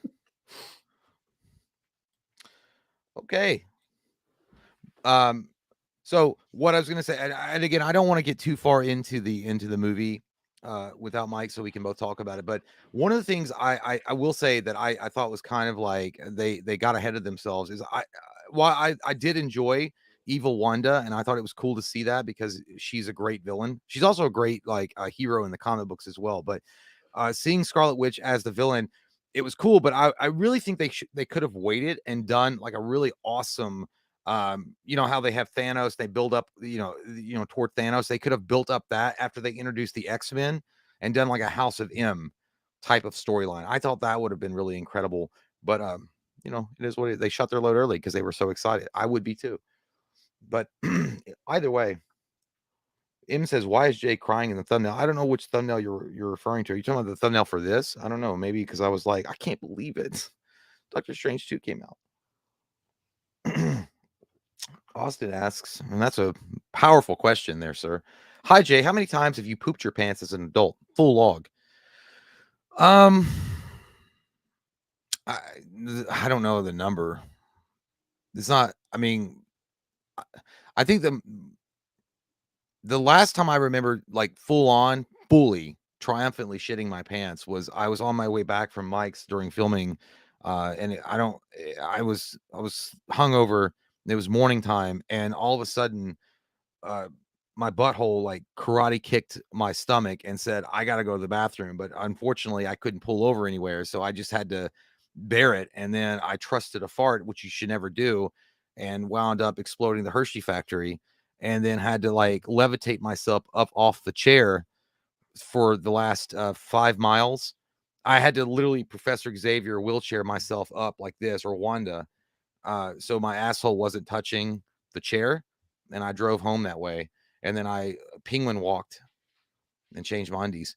Yeah, that was probably, I don't know, that was a few years ago, but yeah. Stephanie says that's a short. Well, Stephanie, yeah, it wasn't a full turd. I mean, it wasn't like, Amber Heard like taking a dump in someone's bed, but it was definitely nasty. And I was like, I cannot believe this. You're a grown man and you literally just poop particled your underwear. I mean, you should be ashamed of yourself. But then I got over it quickly. Fruit Loops RS says, you don't have to answer. I know I don't have to, but I feel like, we should have full visibility here. I have nothing to hide. DD8 says, never trust a fart. Jack Nicholson gave that advice, and that is absolutely the truth. You never, ever, ever, ever do that. Jay got lighting. Don't look like you're in a sex dungeon anymore, says the Jaeger bomb. Yeah, I decided to turn on the overhead light. But also, it was cool that yeah, thank you. Appreciate it. Yeah, I decided to use the lighting and actually so everybody could see the background, because I think the background's pretty cool. And by the way, Courtney, I'm sorry I didn't see your comment earlier, but I guess you were talking about, is the Secret Wars coming? Are they setting up the Secret Wars? And I fucking love you, man, because I think so. I think it's gonna happen. And then that's a very easy way to, I mean, they already kind of did it with No Way Home, with Spider-Man introducing the Venom, the symbiote that's left over. But you get into the Secret Wars, and then you have the black suit Spider-Man, the symbiote Spider-Man, being emerged in the, yeah, dude, yeah, I agree with you 100%. I mean, I heard that they're also going to set up, they were thinking about doing the Scroll War, Scroll Kroll, I can't remember the Kree, Scroll Kree War, and doing that. But yeah, the Secret Wars makes sense. I mean, the Secret War is probably exactly where they're going with it. But yeah, good insight, Courtney. That's for show. Life Well says, have you seen any of the Phantasms? Yes, and they are weird as fuck, much like my sex life, but I do enjoy them as well. Guardian Berdizier says, Jay, but will Moon Knight be in the Secret Wars? I don't know. I think that he's a great character, and I think they did a fantastical job with the most recent iteration with him on Disney Plus. I think Oscar Isaacs turned in a great performance. I think he played Mark Spector perfectly. I think that they actually got the character in a way that I didn't think that it was possible for them to do with it being Disney, because Moon Knight on Disney Plus. And again, if you haven't checked that show out, definitely do yourself a favor and watch it. It's very dark. It was very heavy with the drama in it, and they did a great job with it. Zach says Moon Knight is a shit show, man. You don't like it? I'm sorry you don't like it. I think I really enjoyed the I think what Moon Knight is, I think that it takes at least an episode and a half to get going, but once it gets in there, once it feels comfortable and they're ready to come together, I feel like it's perfect. And especially when he's in the mental asylum and he's trying to figure out his shit, I think that's really good.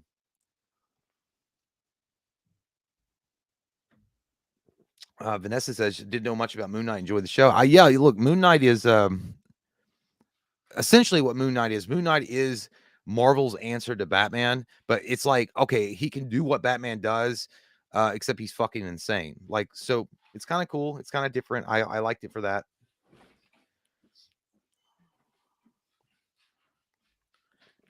Christopher Parslow says, "Hey Jay, I watched the Batman again the other day after I heard you talk about the Batman theme. Was inspired by the Imperial March. It suits Robert Pattinson's Batman so well.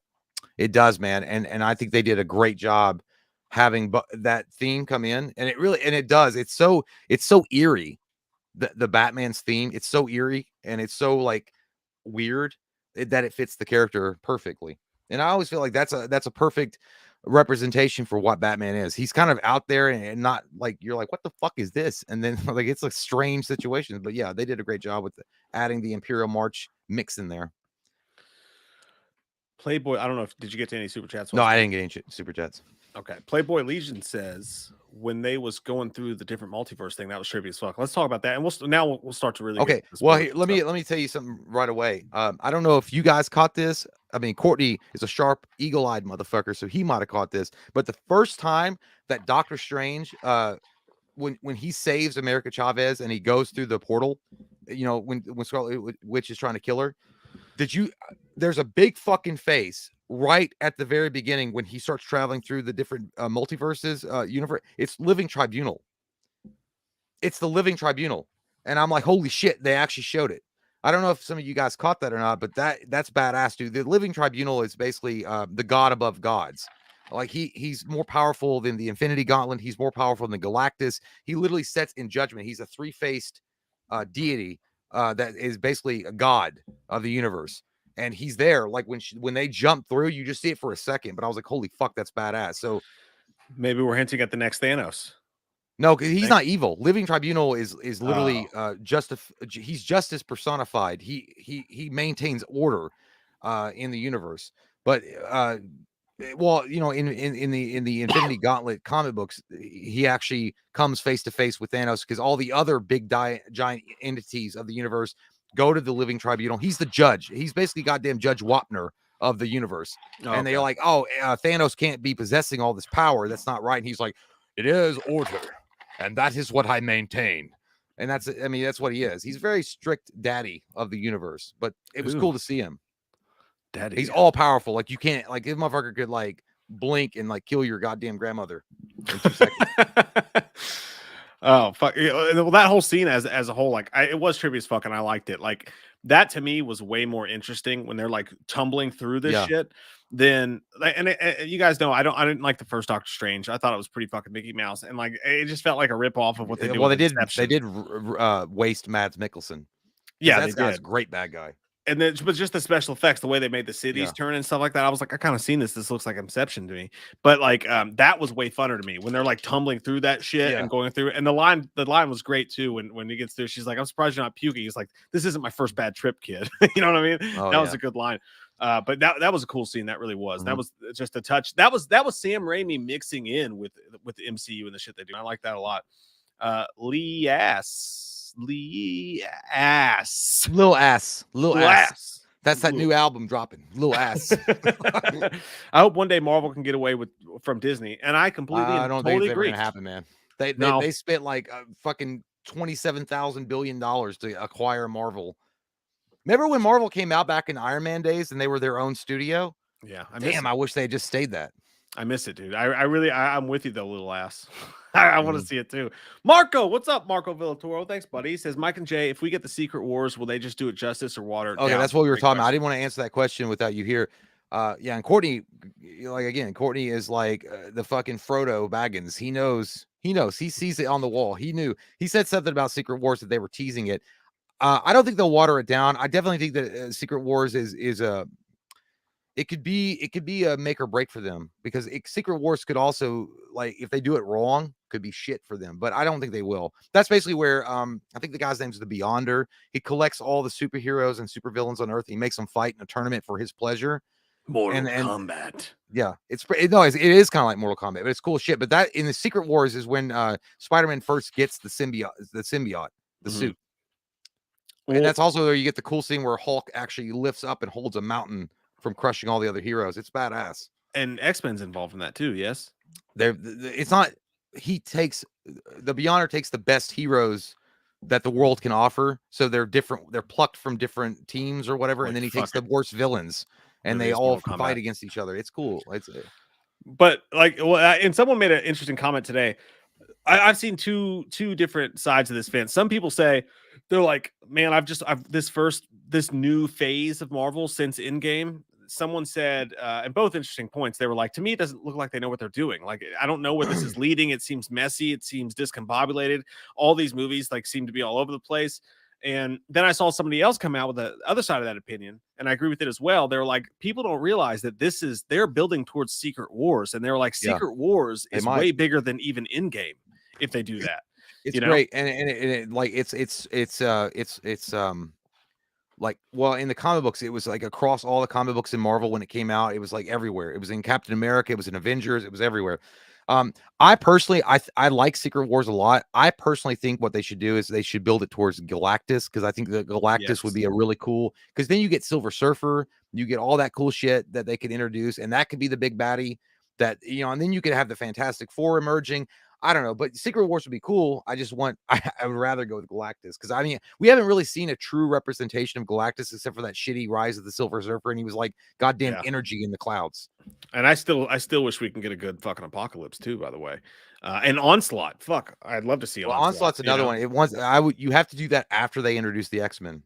Yeah, then they can do exactly. It. I thought X-Men fucking nerfed the shit out of Apocalypse. That was terrible. That was just, I mean, that's the thing. That was fine, Oscar Isaacs, and I'm like, again, he's a great actor, and it's like you guys made him a fucking like he came off his Reebok shoes. And I don't that movie because it's got some fun shit in it, like the throwback to Weapon X. Oh my god! But like, yeah, and thankfully, Moon Knight's dope though. I do like Moon Knight. Did you watch it? I'm not done with it, but I'm like, oh, that's good, dude. I love it. Yeah, I enjoy it a lot. Dan Grizzone, favorite whiskey? Mine's Tullamore Dew. I've had a couple shots of Tullamore Dew around like St. Patty's Day and stuff like that, and I found it fine. I'm gonna say my favorite whiskey, my go-to, what's always stocked in my cabinet, is no doubt Maker's Mark. I am from Kentucky, so maybe that's part of it. But I went through a long Jameson phase. Jameson's a very good Irish whiskey as well. But yeah, I'd say Maker's Mark for me. Jay? My favorite whiskey is Michelob Ultra. I don't have a favorite whiskey since I don't drink it. I don't know. I go to Mike's house and he'll be like, hey, you want me to make you a drink? Whatever he puts in it's good. So I was like, that's good. I don't know. I don't have a favorite whiskey. Jay's like, whatever you can drown with Diet Coke. Fireball's like the most redneck trailer park shit you can get on, but I'll say Fireball because it tastes like Big Red. Yeah, it does. It's like that. They used to call it Aftershock. Dude, that's where it's dangerous because it tastes so good. That's where it's dangerous. It'll get you, man. Jason V, thank you, buddy. Says, been watching since the Bloodsport parody. Jay beat that ass, lol. Please bring back Taste Test. I miss Mike's hot sauce sweats and Jay's forehead vein. Could use some more camera time. Yes. That's a big one. My forehead vein looks like Professor Xavier trying to read someone's mind. I miss the Taste Test too. I love them. So, and by the way, we're going to be filming again in person soon, hopefully this week. And then we have somebody sent us a whole box of like international candies to try. But next time we get in person to do an unboxing, I'll make sure to get a shitty beer for Jay to try, and we'll throw that in as well. Hey, look, there it is right there. See, it still comes up now and again. It heard its name. The Jaeger Bomb, thank you, sir, says, since Tom Hardy's Eddie Brock went back to his own universe, what actor would be a good Eddie Venom in the Tom Holland universe? That's a really good question, man. I don't know. I'll probably just figure out a way to bring back Tom Hardy. I'd say Tom Hardy was a really good Eddie Brock, but yeah, because Eddie Brock is kind of a jock looking dude in the comic books, and he's kind of he's smart ass, he's into himself. I don't, as far as an actor that could pull it off, I mean, there's quite a few, but I really couldn't name any off the top of my head. But I do, because I know why they did what they did. You know, why they pulled Tom Hardy back to their universe, and they didn't keep him in the MCU, because it's pretty much like, well, you have to then water down Venom, the Tom Hardy, and Sony might have other plans. So they're like, yeah, well, you're not going to keep our Venom. So you guys, we'll leave a piece of duty on the bar for you, that little symbiote, and you guys can have fun with that. I don't know. I mean, that's a good question, though. I've never thought of it. Like, who would be a good Venom other than Tom Hardy in the MCU? I don't think it's that. I don't think it's very distinct of a role. Give him a chance. Definitely give him a chance one more time. We all know Topher Grace worked. Why won't they do it again? I don't think it's a very distinct role, Eddie Brock. You know what I mean? I think a lot, like you said, I think there's a lot of guys that could do it. he's got to be kind of a bulky dude. Like again, it's got to be a jock type guy that's full of himself. Yeah. Yeah. So anybody in Hollywood would work, but yeah. I don't know. Michael Parton says Dark Horse Image or Dark Horse Comics or Image Comics. Image for me. Image all day long. I'm gonna go That's my Dark Horse spawn. just That's my because baby. Dark Horse, they do like the alien shit sometimes, right? They do some They weird also like do Star Wars. Yeah, they do Star Wars. I'm gonna say Dark just because you said the other one. I'll say Dark. I'll just Well, I love Image. Well, they introduced the Wildcats. They introduced Spawn. They were the first ones, and actually, and Tom McFarlane was the one that actually started that studio, and he did the awesome covers and shit for Marvel when he worked on Spider-Man. And when he started Image, I loved his idea. He was like, "Yeah, I created Spawn basically to say this is what Batman would look like if he had bowls." So I was like, I appreciate that guy was like fucking the Ramones to the comic book industry when he came out. Yeah, Image comic books. Ethan, thank you very much, Ethan. Really appreciate that, man. He says he was teased in the first Doctor Strange movie, but do you guys think we'll ever see Brother Voodoo in a future sequel? You know, I don't. Charles Lee Ray? Yeah, Brother Voodoo also sounds like a WWE wrestler, but I know you're talking. I know what you're talking. Brother Voodoo. I know exactly. But I can't remember. You're talking about the teasing. I don't remember when they teased him. But yeah, look. Any great villain is going to show up at some point or another in the MCU. I mean, if they tease it, the one that they haven't done correctly, I don't think, and even with Shang-Chi, the Mandarin, you really haven't seen the Mandarin yet. Like as far as like what I perceive the Mandarin to be, you know, and he was the antithesis. He was the arch villain of Iron Man, and you never really got to see it. They did it with Shang-Chi, but well, I mean, but he wasn't. He wasn't he wasn't the Mandarin that Ben Kingsley would have been the perfect Mandarin if they had just gone with that. They would have been fine. But then you know they had to do this whole weird acting thing. But yeah, who knows, man? Brother Voodoo could show up. I mean, yeah, for sure. I hope it's Serrano from Major League. I hope that's who Brother Voodoo is when he comes back. That'd be you don't awesome. have no marbles. Marbles? Just Webbles. Little ass, thanks, buddy. Says, how cool would an R-rated Doctor Strange movie be with Timothy Olyphant, no shade to Benedict? Oh, yes, that's really good, man. I take it right fucking now. I like that. Yeah, dude. Timothy, tag him in. You know what? I'm gonna steal this though. I love Timothy Olyphant as Doctor Strange. I could totally see that working, and that would actually be really well done, especially in a rated R setting. But Timothy Olyphant as Eddie Brock and then becoming Venom in the MCU, I could see Timothy Olyphant working in that universe. Timothy Olyphant could play anything, but if I was gonna go put Timothy Olyphant anywhere, little ass, I'd put him as Gambit. I think he'd be a great Gambit. Yes, sir. Yes, sir. I do. Yeah, and I'd put Carl Urban as Wolverine in a perfect world.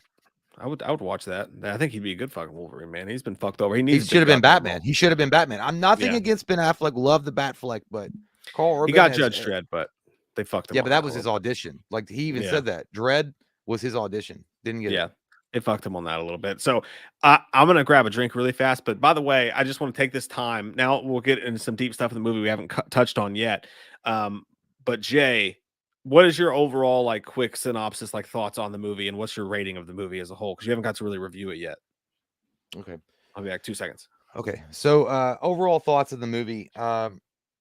I think it was well done. I think I think that Sam Raimi enjoyed the material, and I think it comes across on film pretty well. I think everyone did a fantastic job. I you know, and I didn't go in it thinking I would like America Chavez because it was actually like when America Chavez was introduced into the comic books, I actually had checked out of comic books for a while. So I didn't really know, but I think the actress that plays her does a pretty good job, a pretty convincing job, and she pulls the audience in and definitely procures some sympathy and empathy for her character. I think that it was a fun movie. I think there was a lot of cool stuff they touched on, and I had fun with the ride that they gave us. The only problem is, and I think it happened maybe around well, I guess it happened around the beginning of the movie. I felt like it just started getting rushed. And the one thing is, I'm not saying it was inauthentic or unauthentic or whatever you want to say, but I felt like the cameos felt a little bit forced in for some reason. I don't know why. I just felt like because we already knew about it going into it. Like we knew that there was going to be a possibility, or 100% possibility that Patrick Stewart was going to be coming back as Charles Xavier. But the Krasinski thing, I feel like the reason why Marvel did this for is because of the success of No Way Home and those cameos with Maguire and Garfield. They were like, we got to do something. We got to do the same kind of momentous thing. And maybe it just didn't pay off.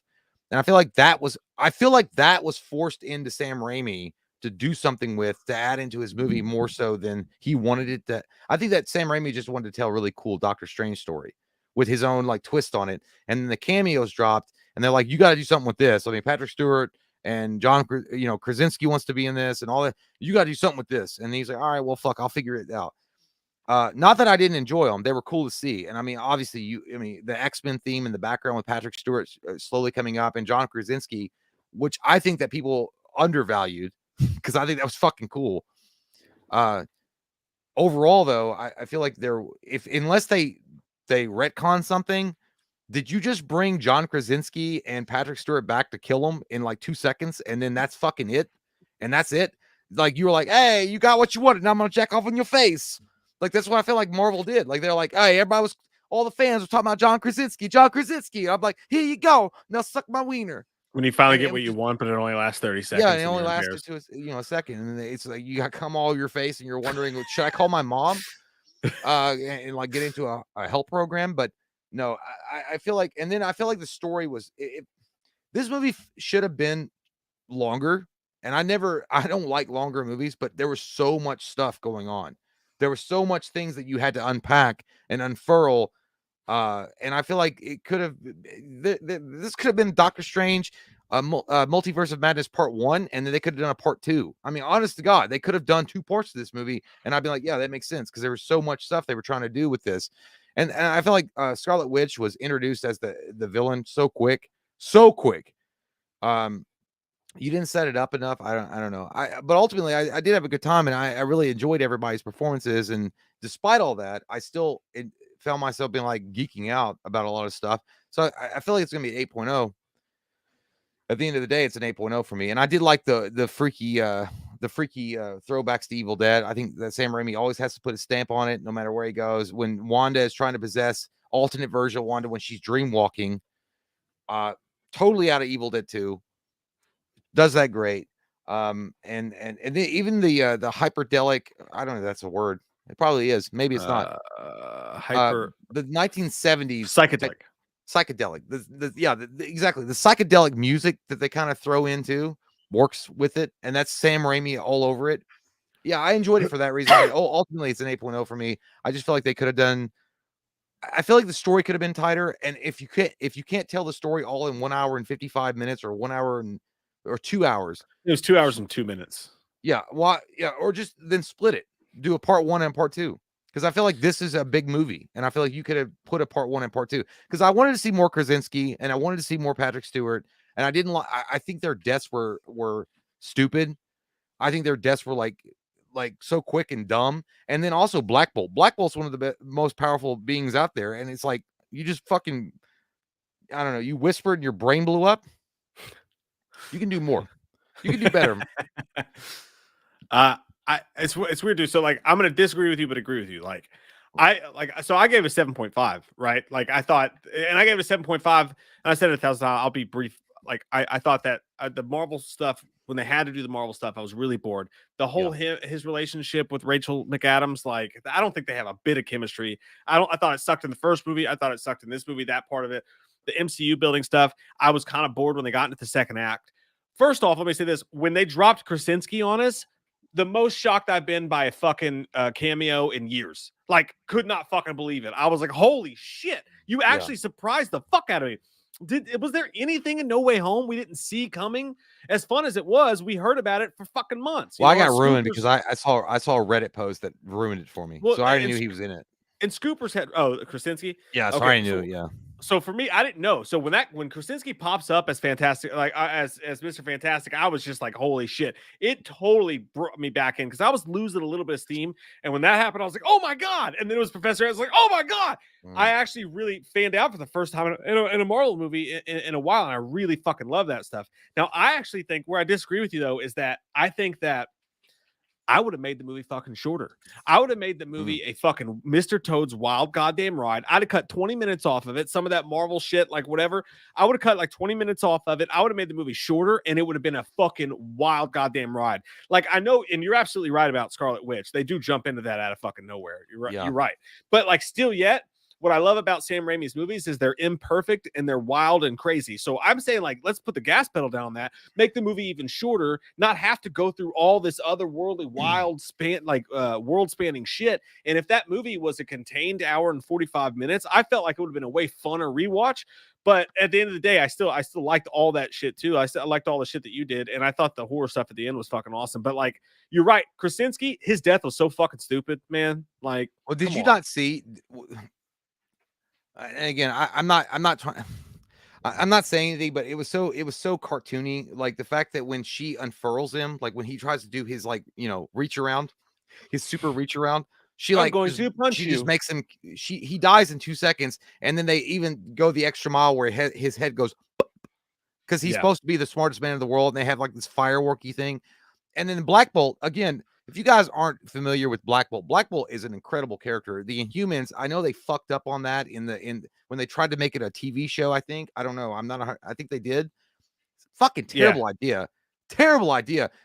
The Inhumans and Black Bolt specifically, and Medusa, his wife, they could have done a really good. First off, they let the Eternals have a fucking $89 million fucking dollar movie. I would have done the same thing with the Inhumans, and actually, you could have got introduced to the Inhumans. You could have got to know the characters. They were gonna, and they backed off. You could have done a lot more impactful things. And actually, I love the scene. And the guy that played Black Bolt, I don't know who he is, but when he was on screen, I think I enjoyed him. I think he was cool when he was like, when he says, "I'm sorry," when he kills that universe's Doctor Strange, and then he like closes his eye and he's like having a moment, and he's like, he's an honorable king. And you could see that. And I'm like, God, there was so much potential wasted because you guys, you had to throw Black Bolt in there, but then you fucking kill him. And then you fucking kill Mr. Fantastic. Now, what I don't want to have happen, because they also have Patrick Stewart in there, I don't want it to be like John Krasinski to agreed to be in the goddamn movie as Mr. Fantastic because there was a lot of fan demand for him and Emily Blunt to be Invisible Woman. But he's not coming back. You got what you want. You got what you want. I hope it doesn't happen. I hope that they were like, all right, well, that was one universe.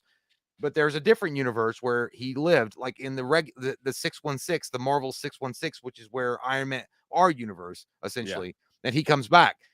I don't, and I know this is blasphemous. I don't care if Patrick Stewart comes back. Okay. I think that Patrick Stewart has played his part. I think that Patrick Stewart, I love Patrick Stewart till the end of my days as Charles Xavier. I think he was the perfect Professor X. He looked like he came off the goddamn animated series. He was the choice for everybody. When X-Men won in 2001, Bryan Singer, everybody wanted Patrick Stewart. The thing is, though, I think he had a great send-off in Logan, just like Hugh Jackman did, and I think it was perfect. And now it's fine. James McAvoy should be our Professor X. As far as like a new generation or a guy that's introduced in the MCU, I hope it's James McAvoy. I hope that they bring the X-Men in and James McAvoy is the Professor X that but we'll see. But I just felt like their deaths were meaningless, and I felt their deaths were short, and I felt like they were just like out of place. I feel like and you're just like, it's just over. I mean, you see them for 2 seconds and then it's over. It's like, what the fuck did you do? What did you do, Steven? It's just skin, Steven. I made scramby eggs. No, well, I'm two sides to that. Like, I love the anarchy.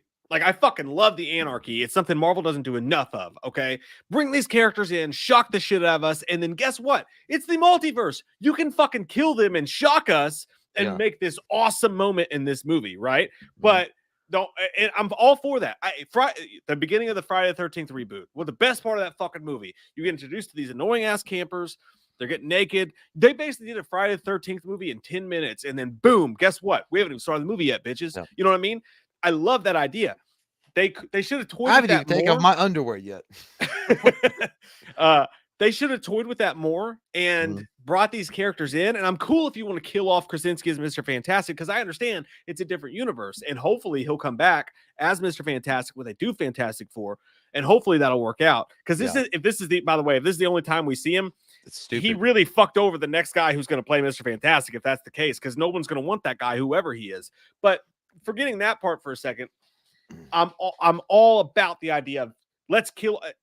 I like X-Men: The Last Stand. I know it's a piece of shit movie, but wild fucking shit happens. It's like reading a comic book, and you're like, oh my god, I can't believe what's happening. That's like watching a car crash and like cooking marshmallows over the fires. I know. Starting a point by saying I loved X-Men X-Men Last Stand. It's a terrible way to start an argument. I realize that the movie sucks, but there's certain parts of that are intense as fuck, like Professor Xavier's death when Wolverine's crawling across the walls. As a movie, it didn't work, but those scenes were great. So if you have a chance to make scenes like that, but put them in the multiverse and have it not actually mean anything because it's a different universe, let's fucking go there. That being said, how weak was his fucking death, though, dude? He looked like what can you do? I'm the leader of this, but all I can really do is like, I'm gonna go. I'm gonna stretch out to touch you slowly, and then you're gonna turn me to fucking shredded cheese, spaghetti. You know? Yeah, I think that John Krasinski, and a lot of fans were calling for him to be Mr. Fantastic. I remember like tons of people were like, yes, get Krasinski and Emily Blunt to be Invisible Woman, because obviously they're married in real life and they have great chemistry, a la Quiet Place. They did a great job there. And they wanted those two to be Mr. Fantastic and Invisible Woman. And I'm like, yeah, that's fine. And I think that Krasinski was into it. I think Emily Blunt said she had no interest in it whatsoever. But I don't like the fact that if they only hired him to die within 15 minutes of the movie, it's like, you guys, this is going to come really back to bite you in the ass, because people wanted Krasinski and they begged you for it, and you actually cast him. And then because he, guys, originally he was supposed to be Captain America. Like that's who they cast. And then he decided he couldn't work out as much as Chris Hemsworth. He said, fuck it, I'm not going to do it. So they gave it to Chris Evans. So he wanted to be in a super. I just hope they don't fuck fans and be like, yeah, that's all you guys are going to get. Because I think that Krasinski could be a really good Mr. Fantastic. And actually, when he came on screen and he was like, hello, Steven.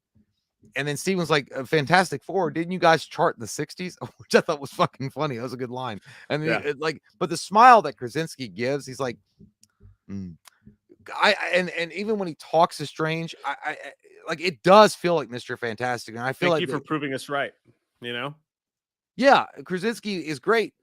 I just hope that we get him reintroduced in our Marvel's universe, and then it's not just for in vain. And of course, Patrick Stewart not being in it. Like, this was and I'm not trying to be like, oh, I don't care. It was a glorified cameo, to be honest. Like, there's no way Patrick Stewart is wrapped up in Picard. That's on Paramount Plus. He's doing Jean-Luc Picard again. He's got a lot of projects going on, I'm sure, and specifically with reprising his role as Jean-Luc Picard from Star Trek, that he's probably not interested in coming back for 3 or 4 movies as Xavier. Yeah. I mean, is he the best Xavier of all time? Yeah. Sure. I'll give it to him. But why don't you just have James They could have done that scene with James McAvoy. James McAvoy was already fucking bald by Apocalypse. I'm still way harder about Stewart than I would have been. It was cool, but I mean, I've seen if James, because now it's time to grip the future by the tits and go forward. You can't. I think we've seen probably just as much McAvoy as we have Stewart at this point, though. He's been in so many. No, but I'm saying, like, if you're gonna reboot the X-Men, have McAvoy be that Professor X. Yeah. Well, maybe we get both of those things happen. Like, maybe Krasinski does turn out to be the Fantastic Four's Mr. Fantastic, and then when we do get a Professor X, it's going to be McAvoy, or maybe somebody completely brand new and different. But I think you're absolutely right. You cannot bring anybody back but Krasinski now as Mr. Fantastic. So, but there's in the chat. I'm going to feature a couple things the chat's saying here because they're making really good points about what we're talking about. Pop Culture with Pat says, I think that's what they're going to do, Jay. I think Krasinski's going to direct and star in the Fantastic Four movie. That's why John Watts, who directed the original Spider-Man movies, not the original, but you know what I mean, stepped down as director. That was recent news. That's maybe cool. They worked out this deal, and they were like, because Krasinski is a director too. Yes, so. and him directing and starring in Fantastic Four, fucking chef's kiss. Well, and then I think we definitely get Emily Blunt, probably. Yep. Maybe. You know what I mean? Depends on how well he licks that pussy. What? It's his wife's. It's okay. And then also, dude, I swear to God, I thought of this the second, and then I looked down and saw your comment. Uh, this is this little scene True. here Marvel's response to James Gunn's Suicide Squad scene, the opening where they kill off the entire first group? Is this their version of that? Yeah, Kinda. maybe. James Gunn, You know? though. James Gunn set himself apart, though, with that. Yeah, because he had It's the hard to balls. follow it up. He's got the Yeah. balls. He went Yeah. gnarly with the whole thing. Mhm. Jägerbomb says favorite movie nobody else likes. I'll start first with Harley Davidson and the Marlboro Man. I don't know what the fuck you just said, kid, but I love you. I don't know what that is, but that sounds cool. I mean, I might watch it. Is it just a guy that rides around on a motorcycle smoking like cigarettes? I think that's kind of probably what that movie is. I'd say my favorite movie that nobody else likes, I would say Collision Course with Jay Leno as an action star and Mr. Miyagi as a buddy cop film. But I'll just go ahead and say one that everybody knows. I'll go with X-Men's Last Stand. I like watching that movie. I know it sucks balls, but I love watching it. One of my favorite movie that no one else likes. I love Double Dragon, dude, with Scott Wolf and Mark DeCostas. I love that shit. Okay, I know it's not the best Double Dragon, but I like it. I don't know. I hate And that Papa fucking movie. Chugo with I know. Patrick Stewart, not Patrick, Patrick. What the fuck's his name? T1000. I know you're talking. Fuck. Now you got me all fucked up. Dan Patrick, not Dan Patrick. Dan Oh Patrick. fuck! I know who you're talking about. I know exactly what what you're the talking fuck, about. I just dude? can't think of his goddamn name. T1000. Save dude. us, chat. Yeah, you guys know what we're Patrick. talking about. Dan fart. Not. They call me Stamps. Thank you, buddy. He says, what did you all think about the shield cutting through Captain Carter like a hot knife through jelly? Oh, we forgot about that. I love fucking, that. I thought it was cool. That scene was dope as fuck, dude. And Captain Carter the actress was great. How fucking overpowered was she, though? I mean, are you fucking kidding me? The way that this thing cut through everybody else, but all of a sudden she's like, I can stand and fight you. I was like, that's stupid as fuck. Well, she would have been the first one dead. It actually, it's interesting if you watch the What If animated series that's on Disney Plus. Again, the Captain Carter is explained why she got the Captain America Super Soldier Serum and Steve Rogers didn't. So it's kind of cool to see that. But yeah, it was kind of, and again, I'm not trying to say anything, but it's kind of interesting that Mr. Fantastic, the smartest man in the galaxy or in the universes, gets killed off. Black Bolt. Robert Patrick, yes. Yes, Robert Patrick. I love that guy. But Mr. Fantastic gets killed off instantly. He's made into goddamn spaghetti and noodles. And Black Bolt, the king, by the way, guardian of the Terrigen Mists, leader of the Inhumans, gets killed off because his fucking mouth gets like taken away and he goes, "Whoop!" and his brain blows out. You got Sharon Carter, Captain Carter, and the new Miss Marvel. And I'm like, you know, I know you guys are making a point here, but I don't give a fuck because I think it's kind of stupid and overhyped. Captain Carter is basically essentially Captain America, except it's gender flipped. You know, she's a woman, he's obviously a man, he's got a wiener and she doesn't.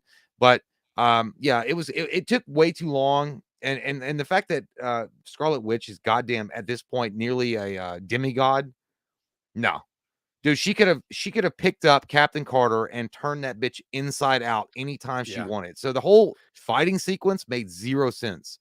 Thank you. That's one of my main problems with the whole movie, dude, is that like as badass as Scarlet Witch was, and goddamn was Elizabeth Olsen amazing in this.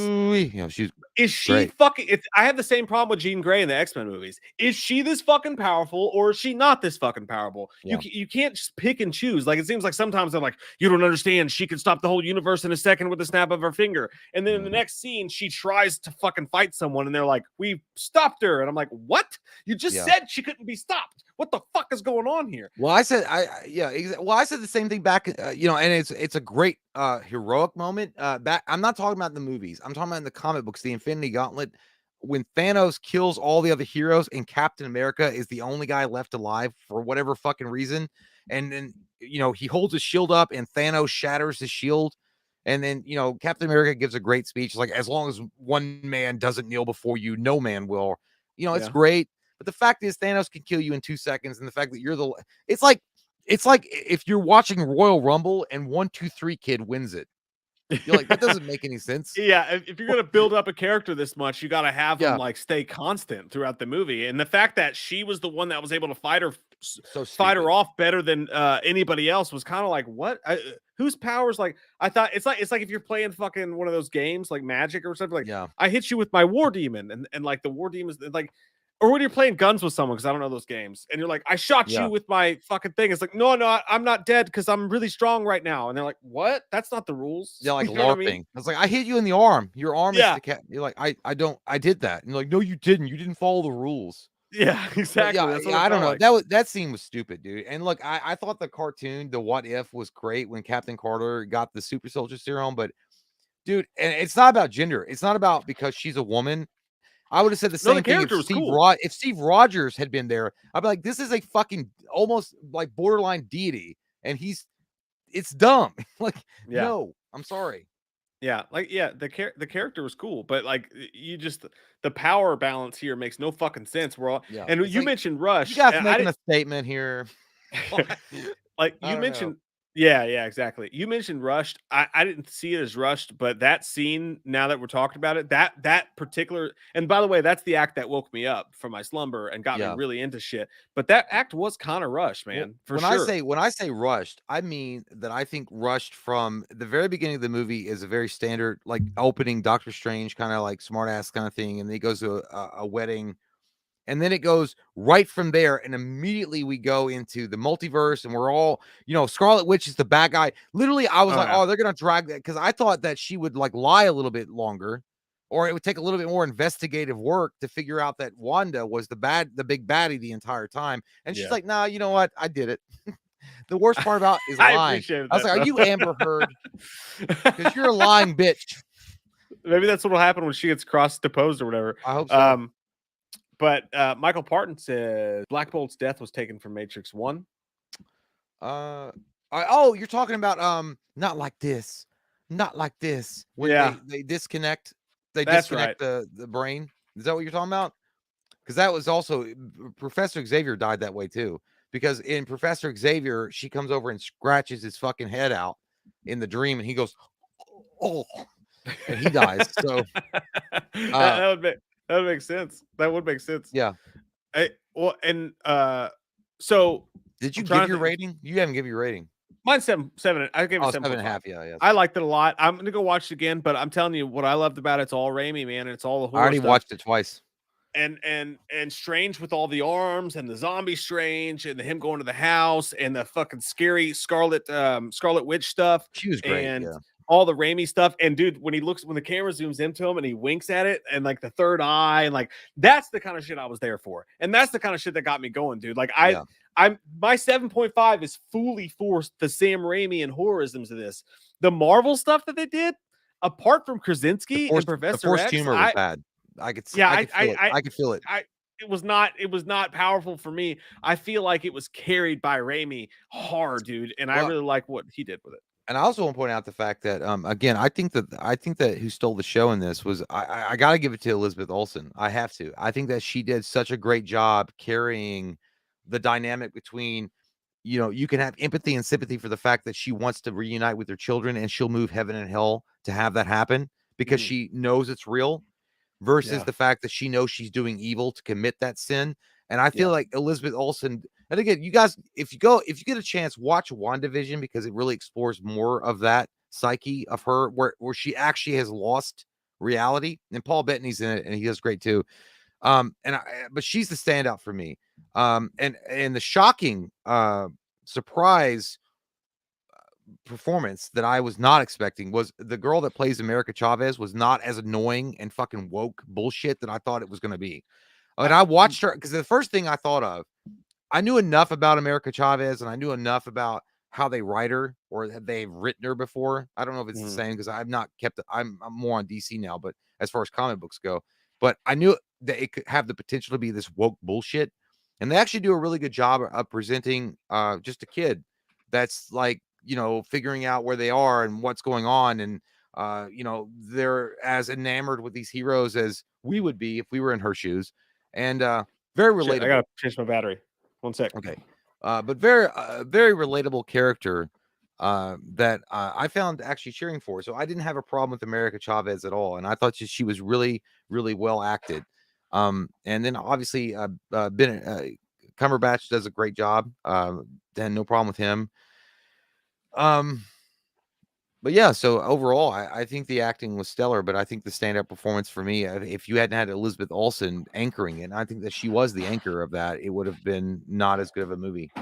And kudos to Sam Raimi for taking something that was out there, strange, weird, a little hard to grasp after the first Doctor Strange movie, and then after the No Way Home Spider-Man, and trying to figure out how to work that in. Kudos to him, man, because he did a great job. And also another double scoop of kudos for the fact that he had a great time throwing in those horror elements in it. But yeah, man, it's a good movie, man. I think that most people will enjoy it, and it's actually a really good movie. They explain what's going on in 3 to 5 minutes without you having to go back and watch a bunch of other shit. So Sam Raimi does a really good job with that too. I dig that part. Speaking of a really good fucking job, dude. Holy fucking shit, man. Look at that. Look at fucking Mary. Mary, what are you doing? What God, the fuck, Mary? You have no message either. Holy Mary's hell! the type From of the person that comes fucking in multiverse. and Mary says, listen, I don't need to talk to you and I don't need to even look at you. What I'm going to do is say this: keep up the good work and goodbye. Holy shit, Mary. Thank you so much. I'm going to gift you this copy of Exit Wounds. I don't know why it was just in front of me, so I was sitting there. No one wants this, Mary. I'm sorry. Mary, thank you so fucking much. Hey, everybody, give it up for fucking Mary. Jesus Christ. No words for that, man. Holy tits. Hey, look, I get all weird. Wow. Yeah, if anybody gives us anything, so I'm happy as fuck. Like, thank you, Mary. I have no goddamn words. I feel like Doctor Strange. She's like, I love you. In every universe, I love you. That is, I don't even know what to say to that, Mary. Thank you. So that's beyond fucking kind. And you're a fucking. She must like our reviews. Maybe she decided that we actually were telling the truth. Because I've seen a lot, by the way, of the reviews. Yeah. And you can if you're smart enough, you can spot the fake ones. You can spot the ones that were paid and bought, and you can spot the ones that are doing it for clout, and you can spot the real ones. Hopefully we were real enough tonight talking about it, because we aren't getting paid shit. I wish we got that Disney money, because I'd be the first one to be honest with you. Be like, yeah, we got that. Mary's got that fucking Disney money though. She's paying us like Disney right now. That's right. Mary, if you want me to draw you like one of those French girls, let me know. Oh fuck, man. It's from Titanic. It's not Disney. But anyway, yeah. I mean, for $500, I will lay naked on the table and let you paint me. I'm just throwing that out there. If that's something you want in return. I don't have a pencil small enough for your wiener. This is a problem. Damn it. Yeah. Takes too long. Get one of those. But by the way, I will say, well, I do want people to know about Doctor Strange. Well, I'm just going to call it Doctor Strange 2, because the saying the whole goddamn title is ridiculous. You guys are in for a treat if you guys get to go watch it, or if you want to wait for it, that's fine. I think it does a really good job following up No Way Home, and I think it does a good job of paying homage to the first Doctor Strange, but at the same time, you get that nice little sexy Sam Raimi isms throughout the movie. And you know what it does? It feels like a unique movie set apart from the MCU, but at the same time involved in the MCU, which is hard to do. It's never almost been. I feel like Ant-Man was like that. I feel like the guy that did Ant-Man did a really good job doing. I mean, even though it was a lot more brazen when it was involved in MCU, but I feel like they also pretty much bastardized Edgar Wright's script, right, for Ant-Man. So yeah, it was his basic idea for it. Yeah. Yeah, and that's the thing. Like, it's a beautiful thing, man. It's a beautiful outlier in a Marvel universe that has almost no outliers. Like, who's the best actor in the movie? In the movie, Scarlet Witch. Yeah, Elizabeth Olsen. Elizabeth, yeah, she was. 100%. And also, I just want to point out, I think who's the worst actor? Is it Benedict? You're not gonna say Benedict. No, he's not. He's not the worst actor. I mean, I think the worst actor. I don't know. Nobody was bad. And by the way, I do want to point out, I did love the America Chavez storyline. She was great. Yeah, she was really good. She was great, and it felt like T2, where like she's this kid and he's having to protect her. Yeah, it felt kind of like that. So I really dug that storyline. And you could see what I'm saying. Like the fact that could have been woke as fuck, and like nobody, it would have ostracized a whole. It could have been though. I mean, they could have gone away and had her be like a certain type of character, and everybody been like, no, dude, that's why I'm not. She was just a regular day kid. What's the? Like, Well, I don't even want to know. Like, I don't know what the wokeisms is to the storyline. No, I know I'm that not. in real Well, life, it could have been. I'm saying it she's- wasn't wokeism. The America Chavez character, though, is an easy platform, an easy vehicle for these wokest fucking cultist members, like Nexium cocksuckers, to come in and be like, "Oh, guess what? We're gonna hijack your film, and it's all gonna be about this and this and that and this." They didn't do that. What I saw was is a that kid, what is the character and what is the character that makes it like that though? America Chavez. Yeah, Well, the fact that they could have capitalized on that she has two moms. They could have capitalized on the fact that she's her name's America and I think she's Dominican Republic or something like that. They could have capitalized on a lot of shit. And the fact that they didn't do that, and they were like, "Oh, well, how about we just tell a story about, well, we don't focus on the fact that she has two moms. It's just part of the story. It's not something we're focusing on. We're not making it about that. We're just making it about a character, a kid that's got extraordinary power that doesn't know how to control it, and she's relying on the heroes of experience to get her through it." And I'm like, that's how you do shit like that. That's how you fucking handle shit like that. You don't focus in on some bullshit and ostracize everybody else because you want to make a political impact or a political statement. yeah. And Well, they they did a definitely good did a job. good job because I didn't even know. You know, I I mean, know. and there's Well, nothing wrong with that. I think knew she has that. two I only moms. knew that That's pretty because fucking I awesome. well, I But knew that because I remember that character was introduced back in the comic books, and I wasn't reading comic books back then, but it was trending. There was like people talking about it. It was very okay. controversial because they took a Oh, different yeah. route, and what they did was they ostracized people, and it's like this way or the highway, and I'm like, that's not how you do shit. Yeah. If you want change to happen in the world, you don't ostracize people. You invite them Yeah. in, and you do it in a subtle way. Again, we've talked about this before. George Romero Yeah. was the master of doing subtlety, but Yeah. either way, it was Well, they great, did a good and job with it. she was a great actress, and at the end, I loved it. I thought she was great. I thought she Mary was great. says, "You're very welcome. I haven't been on in a while and wanted to show some love." Mm, You know what, Mary? You did. thank you, Mary. You fucking did. It made our fucking nights, and not just you, but every single one of you guys tonight who has taken the time to show up, spend some time with us, every single super chat, and just your time in general. We appreciate you guys so fucking Fun much, time, man. This is a great time. Yes, But I love again, doing this. let's recap it real quick. 8.0 Mhm. for me, 7.5 for Mike. Doctor Strange Part 2. Would you recommend? Fuck yeah. Yeah. Fuck yeah. And Would mainly you I'd recommend recommend theater or wait? theater. Sure, theater. Like, can I, if I may approach the bench? Yeah, go ahead. Approach it. I had an experience, dude. I had a top fucking fiver, goddamn worst experience in the theater of my fucking life For Doctor at Strange this 2? fucking movie. Yes. Took my 12-year-old. We sat down, small theater. The whole theater, we had the last two seats together when I ordered it, okay? We sit the fuck down. The seats next to me were supposed to be filled. Nobody's there. I thought, cool. Put my hat, put my popcorn down over there. Yeah. 40 minutes, and I knew it, dude. I knew it. Because the same motherfuckers who are really late to movies are always the same motherfuckers who have no goddamn common sense. You know what I mean? So sometimes you're late to a movie, don't get me wrong. But anyways, like 40 minutes? Dude, Scarlet Witch was floating in the fucking air fighting Doctor Strange when these motherfuckers got there. And their friends, they're a young adult, not teenager, but like in their 20s. Their friends were very respectful. When they went to use the bathroom, he's like, "Excuse me, man." I'm like, "Oh, yeah." Like they were quiet, they were cool. But they're two fucking piece of shit, motherfucking cocksucking, asshole fucking licking friends. Show up 45 minutes late into the fucking movie. They come in, they sit the fuck down, and dude, immediate fuckingly, dude, you would have fucking raged. I'm telling you, I had an out of body fucking anger experience. This motherfucker walks in the theater, sits down, grabs his friend's popcorn off his fucking lap. And right when they're in the house and Scarlet Witch is using the mirrors to kill people, he goes, dude, loud as fuck, like fucking outdoor voice went, "Oh shit." Immediately, as soon as he sat down, he went, "Oh shit," and like sat down in the seat. And I fucking, dude, I just jerked. That guy doesn't have any friends in real life. I mean, like just natural snap reaction. I went, "Are you fucking kidding me?" Like, and then like, dude, he kept going. He kept fucking going. 5 seconds later, he goes, "I ain't gonna lie, bro. Scarlet Witch is kind of fire." Swear to God, just like that. Scarlet Witch is kind of fire, bro. Yeah, I never would have even looked because I would have died inside from the fucking cringe. Oh God, dude. I was eaten up with fucking anger. Yeah. I couldn't even see his face. Like, I just like, because it was so dark. Yeah. His legs were wearing Adidas sweatpants, and it ruined like the next 45 minutes for me Was because it I Jake was like, Gyllenhaal?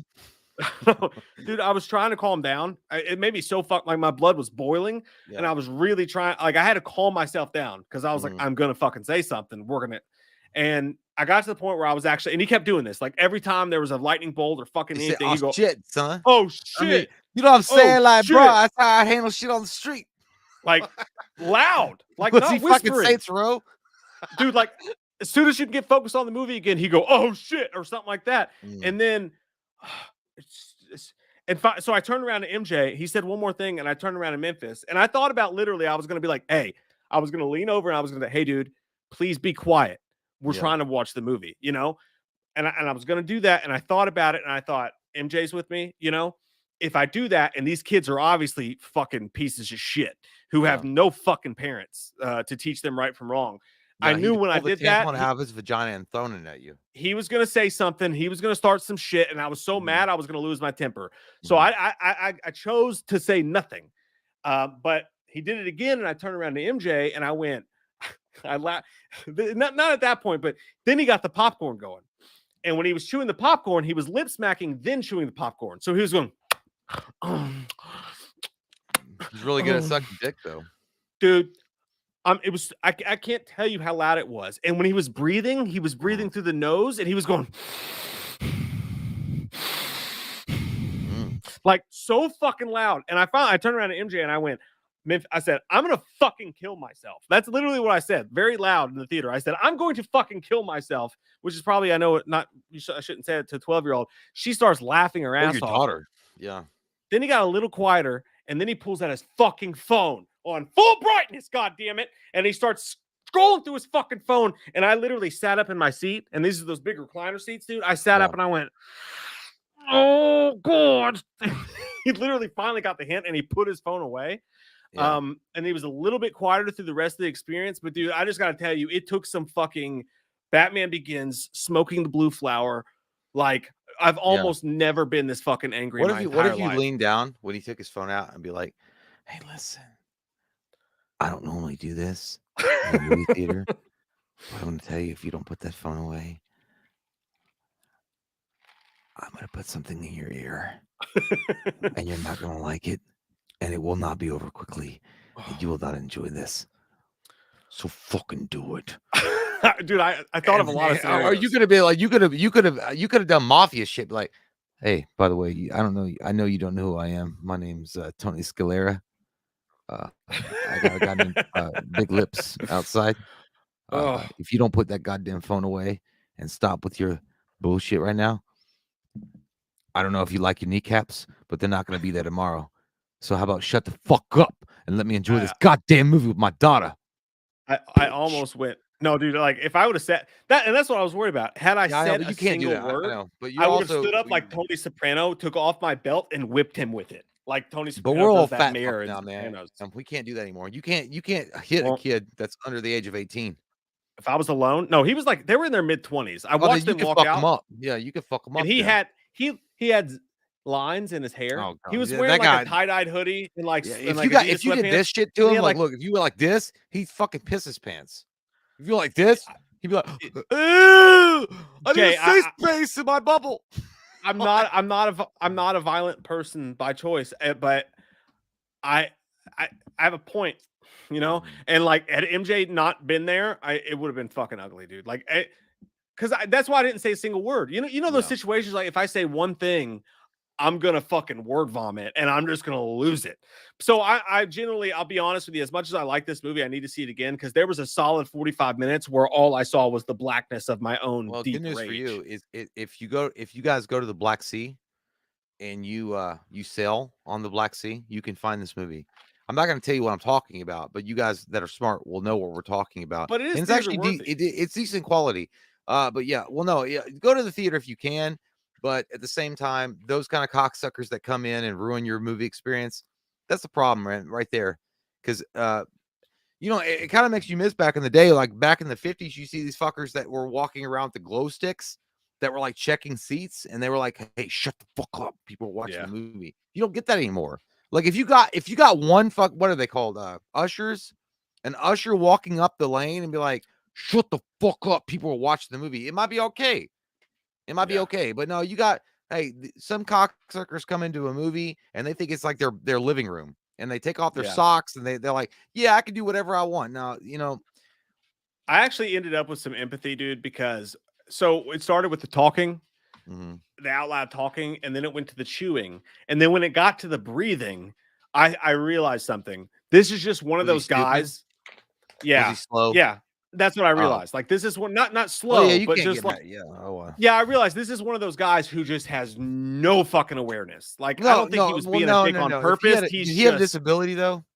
No, he did. He definitely did not have it. I watched him walk out. Like, he didn't. No, fuck him. He was. No, he didn't. But he just clearly has been raised by a fucking mongoloid from the goddamn gutter streets. Like, no, like he has no fucking sense of any of his awareness whatsoever. So your sympathy your sympathy extended for if the person had been disabled, that's one thing. You can't, that person obviously can't control it. If this is just a cocksucker that's being a cocksucker because he doesn't know how to act in public, like, well, bitch, I'm gonna teach you a lesson that your mama should have taught you. I'm gonna mash your fucking goddamn lips in, and then when your teeth fall out, because I know they are going to when I punch you, then maybe you'd be like, you know what, maybe I shouldn't go to the fucking movie theater if I can't behave like a human being. If you're gonna come in behaving like Gorilla Grodd from DC, then fuck your face. Dude, that's basically it. Like, I don't condone the spanking of children. I don't spank my kids, but someone should have spanked this fucking kid. I was fucking switched. I was too. I was switched, motherfucker. Someone should have taken their belt off and pulled his pants down and whipped him in front of his entire fucking JV softball team. Y'all can have your own, your techniques on raising your children, but when I was switched, man, I learned fucking respect. I never fucking acted like that in a movie theater, in Walmart, in goddamn Kmart, in Rose's, JCPenney, wherever we went. My mom took me. Let me tell you something else. I had fucking respect, dude, because when you get that switch, fucking respect. You don't have to beat your kids, but a little discipline, that goes a long way. And I think that this world's missing that a lot. It doesn't mean you need to beat the fuck out of your kids with a closed fist. I'm not talking about beating your shit out of your kids like in goddamn Goodfellas, but a little discipline goes a long way, is all I'm saying. So as a comparison, I have a 6-year-old. I have a 6-year-old daughter. I've never had to spank her in my entire life, nor would I. Some kids are good. She acts better in the movie theater, and she's still kind of an asshole in the movie theater. She acts better in the movie theater. That's why I only take her to shit like Sonic. I don't let her run free and go with her friends to fucking Avengers movies. I take her with me and watch her carefully. My 12-year-olds, she's like the most respectful moviegoer you can imagine. She's awesome. She totally understands, and she has since the first time I took her, because I had a fucking conversation with her. Unlike these fucking mongoloids whose parents just let them fucking. They probably birthed them in a goddamn Pizza Hut fucking bathroom and then let them walk into a fucking movie theater 12 seconds later. Yeah. I wanted to smash this kid's face in so bad. Here's what I'm saying. There are some kids that are really, really good kids, and like they're just naturally good kids. I was not a good kid when I was born, and neither was my brother, neither was Mike. I was not a good kid. I needed that goddamn switch. I needed that fucking discipline. And Mom, God rest her soul, she did what she had to do. And I turned out all right. I got respect for my elders, and I don't fucking like talk with my goddamn mouth open. I don't chew bubblegum like I'm a fucking cow in the goddamn, fields. Cows. Yeah. Like, listen, I'm not saying like every kid's like this. Some kids are naturally good kids, but some kids are bad fucking apples. And I'm not saying beat your kids, but shit, every now, discipline's discipline, and then abusing is abusing. So I feel like the problem is with this country is what happened is like, hey, not beating your kids, but when you're disciplining your kids, they got confused with beating your kids. I remember beating when I was a kid, when I was getting raised with my grandparents, my mom. It's totally different when somebody fucking throws back with a goddamn closed fist and beats the shit out of you versus like a switch or like a whipping because you act like an asshole to teach you some respect. It's totally different. Maybe this kid's parents just never took him to a movie theater, and that's actually just that sad. kid needs some church. Yeah, maybe you're not gonna act like that in the Catholic church. All someone to go, fuck your asshole. And in all fairness, maybe if I'd have turned around to him, and the reason I didn't is because this is my thought process, right? Well, you were with a kid. Can't do that. Yeah, and I was with my 12-year-old daughter, and so if I turned to him and I said, "Hey, would you guys please be quiet?" While gritting my fucking teeth, and there's one of two things would have happened. It could have ended all my troubles. He could have been, hey man, sorry, my bad. You and I have been places where we've been in like Mexican restaurants and we've been cutting up and having a good time. And a dad came up to us one time and was like, yeah, I hey, remember that. I'm here with my kid. But we were respectful. That's what I'm saying. Like, Yeah. Jay and I were at a Mexican restaurant in the bar area one time, and we were just cutting up, having a great time. We've been there all afternoon. This guy comes up, hey guys, my kid's here with me, and could you guys mind not cursing, please? But and, he was awesome though, because he also, but he was great. And, he was like, I remember what it was like to be young, and you know, it was great. Yeah, and we apologized to him on our way out. Immediately, like as soon as his mouth opened, we're like, I'm so fucking sorry, dude. You want $20 out of my wallet? Like we were both like, hey man, I'm so sorry. You got it, man. Yeah. I'm so sorry that we did that. I'm sorry you had to come up here and ask us to do that. Like I feel like shit. You know what I mean? But one of two things was going to happen. I was going to say that to these kids, and they could have been like, hey, that's cool, man. No, I appreciate. Sorry, my bad. Or I was going to say that, and they were going to start some shit. And I knew myself, and I know my rage, and I'm not proud of my rage. But had they done that, I'd end up. Like, I would have been on fucking World Star fighting 4 fucking 20-year-olds and in the middle of a goddamn movie theater. And that's probably going to scar my 12-year-old for life. Oh, yeah. I'm sure I would. I know they would have taken you outside, beat the shit out of you like you owed them money. Because trust me, I would at least got to that fucker's throat. But, like, I wouldn't have minded losing. But, like, my point is like, you know, that probably would have been very bad experience for my child. So I didn't say anything. I just sat there and took it, you know? Yeah, a good lesson. Don't start fights with your kid when they're present. Exactly. If I had been there, what's really shitty about you, asshole, is that you would have said something and then I would have been dragged into it because I was like, I don't want to fight. I don't want to do shit. And you'd be like, hey man, will you shut the fuck up? And then I'll be like, oh, if they say something back, it's gonna get weird. And then he'd be like, no, why don't you shut the fuck up? I'm like, Jay, you got my back? I'm like, no. To be fair, I'm not that friend.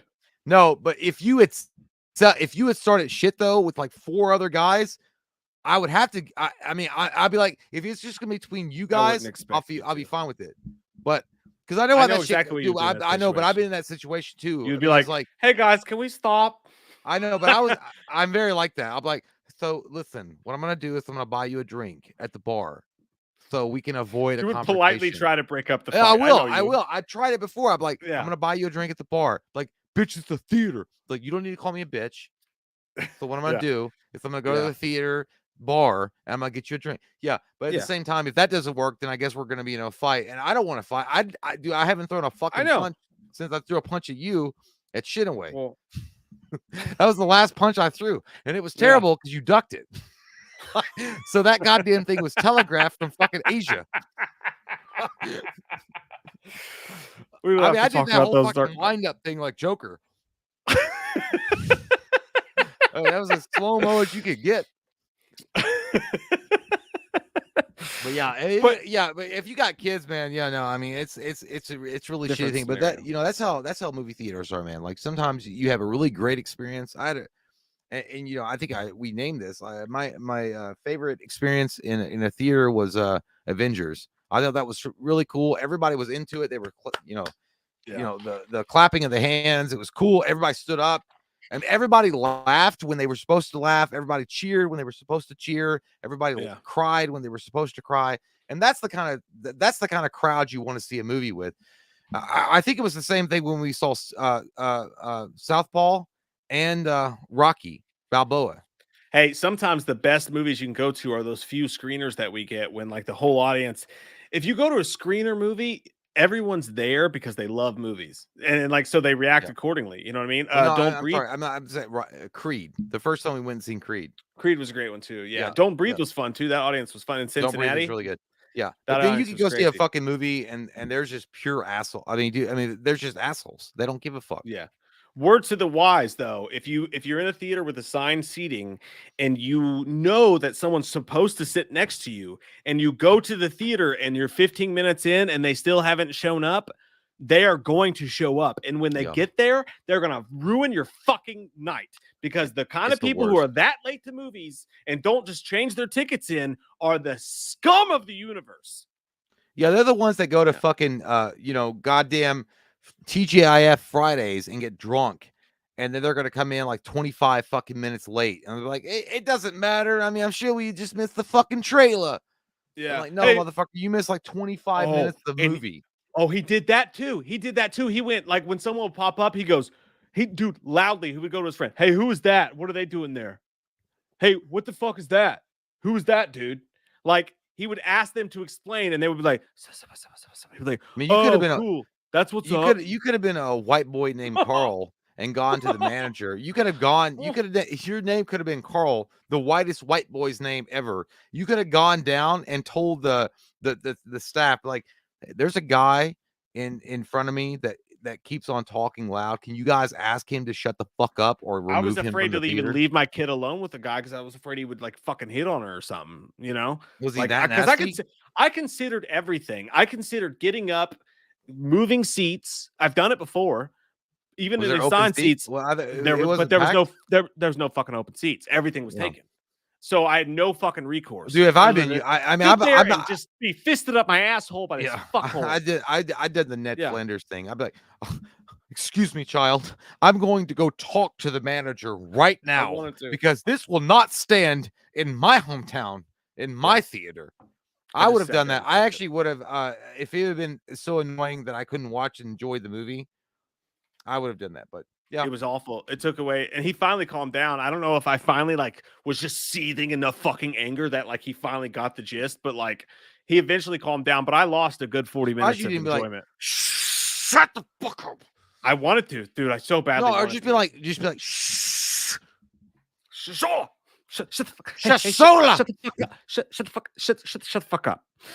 Ernie Bird, thank you, my friend. Says I'm the only one excited for. Am I the only one excited for Firestarter? Also, I was disappointed with Moon Knight and Batman. I'm just waiting for a Punisher movie done right. Hey, Punisher's always Hey, good. I thought Moon Knight was really good, Ernie, but and I you know, the Batman to me is the best Batman ever. But yeah, I get it. The Punisher movie, yes, but Mike and I are in the agreement that Thomas Jane did amazing. I feel like Okay. what Thomas Jane what happened with the Thomas Jane movie was that he didn't have the funding to really do a great Punisher movie. If you watched Ernie, do me a favor, watch Dirty Laundry on YouTube. Do it. Okay, that's the Thomas Jane Punisher that Mike and I see every time we see Thomas Jane. And by the way, John Travolta totally cashed his fucking performance in. He As did. you know, He did. yeah, but I'm gonna watch Firestarter. I've never seen the original, so I'm gonna watch both of those this week. By the way, I'm gonna watch both of them. So I'm Firestarter's excited alright. for it, Ernie. Jay, you can read this one from Foxtown. Thank you, Foxtown. it's a God damn you, Michael and Jay. Love you guys. You know I love. You're not on my timeline. Go fuck yourself. Thanks, man. Jägerbomb says when people do that in the theater, I just stare at them, and when they ask, I say, "I'm just giving you the attention you're looking for." Oh, that's fair good, enough. man. That's a good smart ass way Fair of enough. handling it. Fair enough. Yeah, that's a good way of doing it too. But like, I Yeah. think sometimes the kind of people who are that rude or so oblivious, they might not even fucking. What do you mean, bro? Well, if they looked at you and they didn't say anything, he's like, "You did not flinch. You have fighting spirits." I'm gonna start bringing a taser, and I'm just gonna fucking start walking up and tasing. Well, you're people. gonna go to jail a lot. Yeah. You're Fuck. gonna go to There's jail no a lot. recourse. What do you fucking do? What do you do? What do you do? I mean, you politely ask him. You say, "Sir, madam, from the deepest part of my heart, can you shh?" Dude, but then if they turn around, Quiet. they're like, "Hey, go fuck yourself, asshole! I'm He's gonna like, get "Well, I even already louder." fucked your mom. So what? How's that gonna work? I'm I your just know, daddy. dude. So I'm I'm telling gonna you to end- shut the fuck up. I'm gonna end up roadhousing someone and ripping out their fucking throat, and then I'm gonna be in the news. You know? How about you? Like- if they say shut the fuck up, be like, how about you just shut the fuck up? Because I paid money for this, and I know that you're on the goddamn food stamps, and you turned all that in to make this happen, and this is your big wild night. But listen to me, I will fuck you up, and it will not be over quickly, and you will not enjoy this. That would be funny if you just listen. It's like, I'm gonna follow you. I don't know, home. man. I mean, you, I'm gonna you walk in always your house want and I'm gonna say slit your something. throat. Yeah, in the moment know? you want to say something, you never can come up with those words. Jesus Christ. I mean, it's really awkward. I mean, when you actually confront somebody in real life, by the way, you guys know this, when you can, like, you can see all the movies you want, and like, I would do this or I would do that. Yeah. But when the time actually happens that you have to do it, it's never That's- like that. It's That's never like half smooth. the point of Fight Club, the movie. Yeah, is it's like never how smooth. awkward it It's- is to actually fight. You know? Because you're like, oh, you're a reasonable human being. I could just appeal to your actual reasonable side and be like, excuse me, can you keep it down. And they're like, fuck you. And you're like, I don't know how to respond to that because I was approaching you as a reasonable human being. And now Yeah. I don't know what to do. I Then mean, it would I'm be not, now you have to because die. I'm not an You know? angry person. If someone said, fuck you, I'd be like, you're lucky that my wife's not here. You have Because a now cooler head than I do. if someone said fuck you to me, and I don't have kids, but I have a wife, but I'd be like, if someone said fuck you, I'm like, you got fucked a lot by your friends. I would probably say that under my breath and move away. And I would try to find another seat, or I Yeah. would go to the manager. It's like, it's kind of like, oh, you gonna be a pussy and go tell the teacher? Yeah, I will, because I'm not trying to go to jail. Yeah. Like, No, I understand. It's just like, and I know, like I don't like it. I embarrass myself sometimes when I get really fucking mad. Like I don't, I just, you know what I mean? Like sometimes you get to that fucking, and you just, I won't even have words. I'll just like, I'm just gonna fucking hit you now. Like I don't know. Like I don't get like that unless if someone touches me. If they touch yeah, me, then I go fucking blackout. I don't like that. If someone touches my fucking face or anything like that, yeah. I get like Mike Tyson on that airplane recently. I might not even a fight, That but guy deserved it motherfucker, too. I'm gonna hurt you. I'm gonna do my That best to guy, fucking smash your face in. that guy fucked around and he found out. Yeah. King Saluki, thank you very much. Says, do you guys remember the first movie you saw in theater? Mine was The Never-Ending Story when I was 3 years old and I was Oh, that's horrified. nice.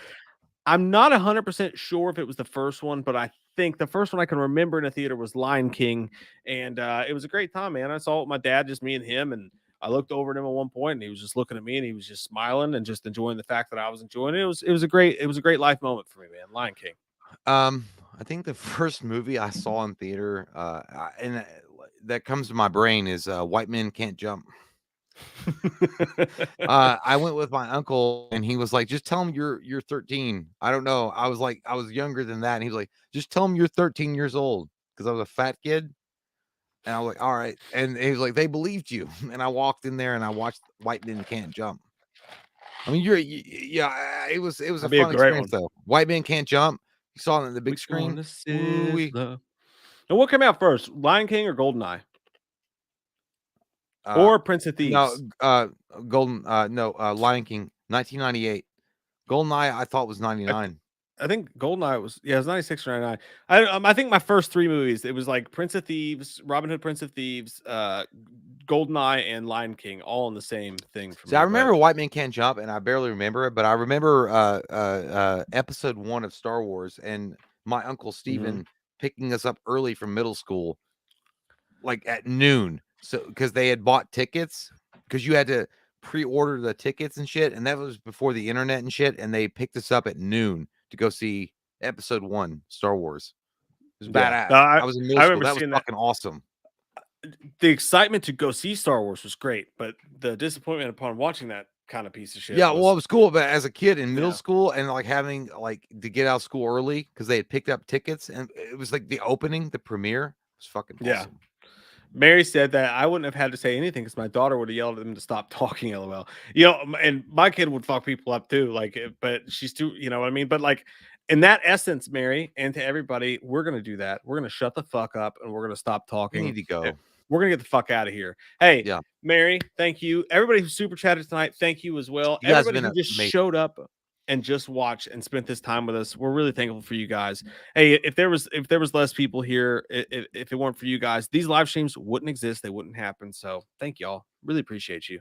Yeah, we had a great Mm. time talking to you guys and exploring each other's feelings and getting deep And inside buttholes. of our thoughts. But no, it really is. It's fun because I know that we're considered a horror channel, which of course that's our meat and potatoes when we do. Stephanie, stop saying that. Oh, Um, she's an but asshole. that's our meat and potatoes to do horror. But it is really nice to do something different. To talk about things that we both are passionate about, which is Marvel movies, comic book stuff, action movies. So we appreciate you guys putting up with us tonight and engaging. Fucking So A. really love you guys and thank you guys for that. And holy shit, the turnout was really unexpected, and we really are humbled by you guys. Thank you guys so much. We love you and your holes. They call me Stamps. Last super chat tonight. I literally just found out apparently WB is considering replacing Ezra Miller with Dylan O'Brien as the Flash. I saw that. What are your thoughts on that? I I don't think know. Dylan O'Brien is boring as fuck. I don't So know is who. Ezra Miller. No, I have to go. I don't know who Dylan O'Brien is, so I can't say. I don't know. I'm not gonna give you. He's a the guy false from statement, Maze sir. Runner. He's the guy from Maze Runner. That guy. Yeah, that guy. That's. Let's get a fucking adult. What about that? What if we got an adult? Like, I no, don't know. yeah, dude. That's like giving me an alternate probably version of 28. WB and Grant Gustin. And like I think that Grant rather have Gustin Grant is a good Flash. I'm not saying nothing against Grant Gustin, but that guy, no fucking way. Yeah. Let's get shut your goddamn dirty whore mouth up. Let's get an adult, man. That's all I'm saying. Well, first off, Barry Allen. I feel like if you're going to introduce Barry Allen as the Flash, and guys, stop the super chats. Don't keep going, okay? But if you're going to introduce Barry Allen into the DC EU, have Barry already be experienced. Have Barry be like a 30-year-old plus man.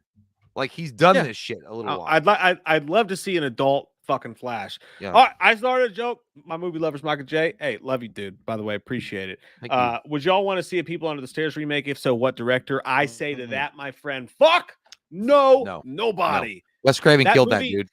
Yeah, that movie's special because of what Wes Craven did with it. Never needs to be touched. No, it never needs. Never, ever. And it also had Ving Rhames, the voice of Arby's, was there. You know, I'd like to touch. I'd like to touch every one of you tonight. I'd like to crawl into your bunks and sexually touch each other together. I wish I could, but just do me a favor tonight when you go to sleep. Close your eyes and imagine one of us, licking your thigh. Yeah, there you go. Licking your inner thigh. Not in a weird way, but just like in a friendly way. Oh yeah, for me though. Where am I going next? It's like a dog's thigh. Butt. It's not nothing sexual about that. I'm gonna get somewhere. This tongue's going inside of you. It just is. Hey man. Good night. What? See you guys. Bye guys. We love you. Bye. We love you. Just think about my tongue and you. Ugh. What? Not you. Ew, dude. Gross. God. Why do you always have to